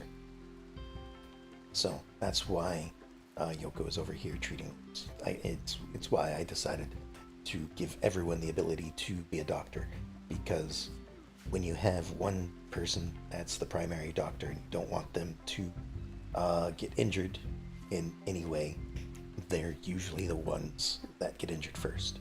Hence, I guess why they decided to go in here and try and get the jelly. Alright, before this person leaves though, let's talk to them and see what they have for trade. So, they have some meals, which would be very handy for us at the moment. They have a component, they have medicine, they have a reinforced barrel for mortar weapons. We're not going to worry about that right now, especially since it costs $700. Might go for some of these meals, though. We're not going to use the Pila, so we can sell that. And that's only worth $9, so aren't really gonna sell that.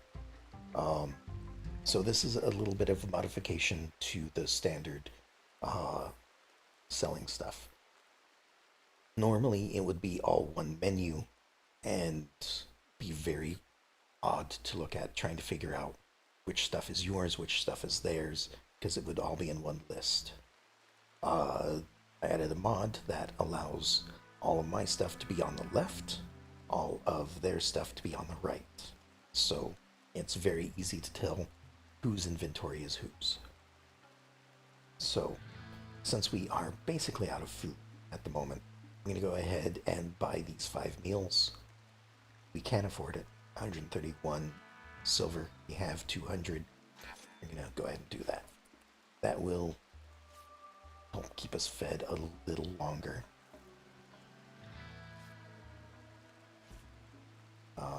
Probably what I'll do is I'll equip this as a sidearm, and then just have a look at what animals are in the vicinity. Like the buffalo are mostly right here, but they do stick together and they do have a 10% chance of attacking when harmed. And there's also a small chance that when one of them attacks, they all will attack. Oh, hello. This is a mod that was added I'm trying to get back in the game. Uh, it's not really working quite properly at the moment, but there's like these insect pets and uh, other various pets that can be tamed and help do work around the place and help with fighting if you so choose to. So, right now they're not working as well as they could be, but I still left it in because I like the mod. So, I've now set that to be tamed once somebody is available to do so. And um, if I look at this in here, so handling, they're not really good at it. Yoko has a 4, Nezu has a 9. Of course, it's Nezu that's the best at it. And Iko has a 2. So, I'm guessing once Yoko wakes up, she'll go down and try to tame that. But I was looking for animals to hunt.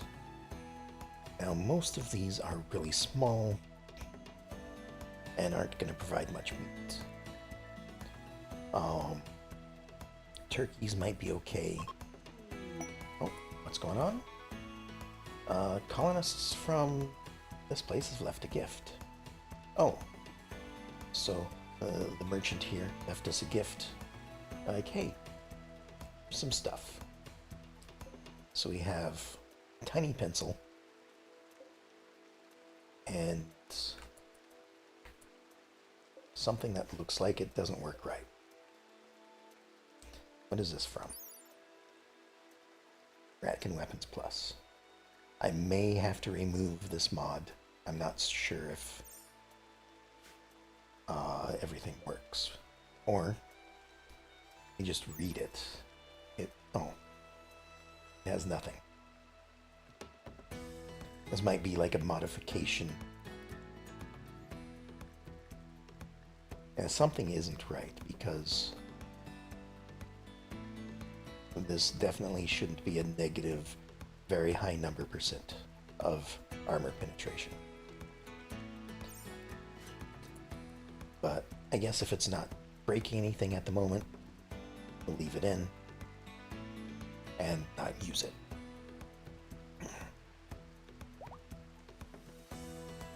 Alright, Nezu no longer incapable of walking.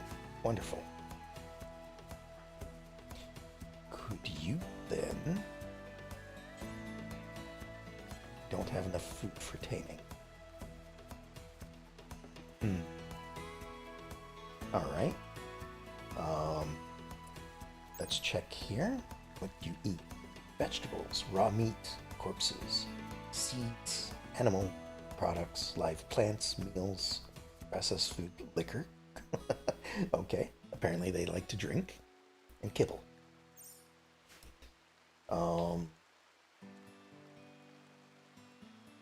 Alright, so do have berry bushes around. Let's go ahead and tell people to harvest this.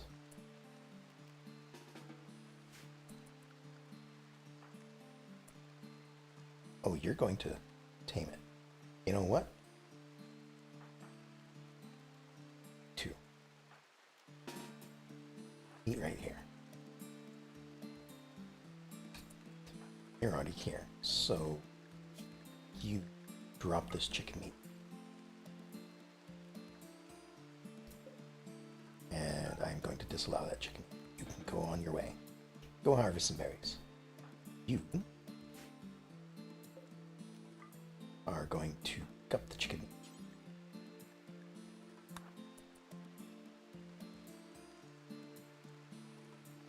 And they're gonna go down and tame the animal since they are the best at it.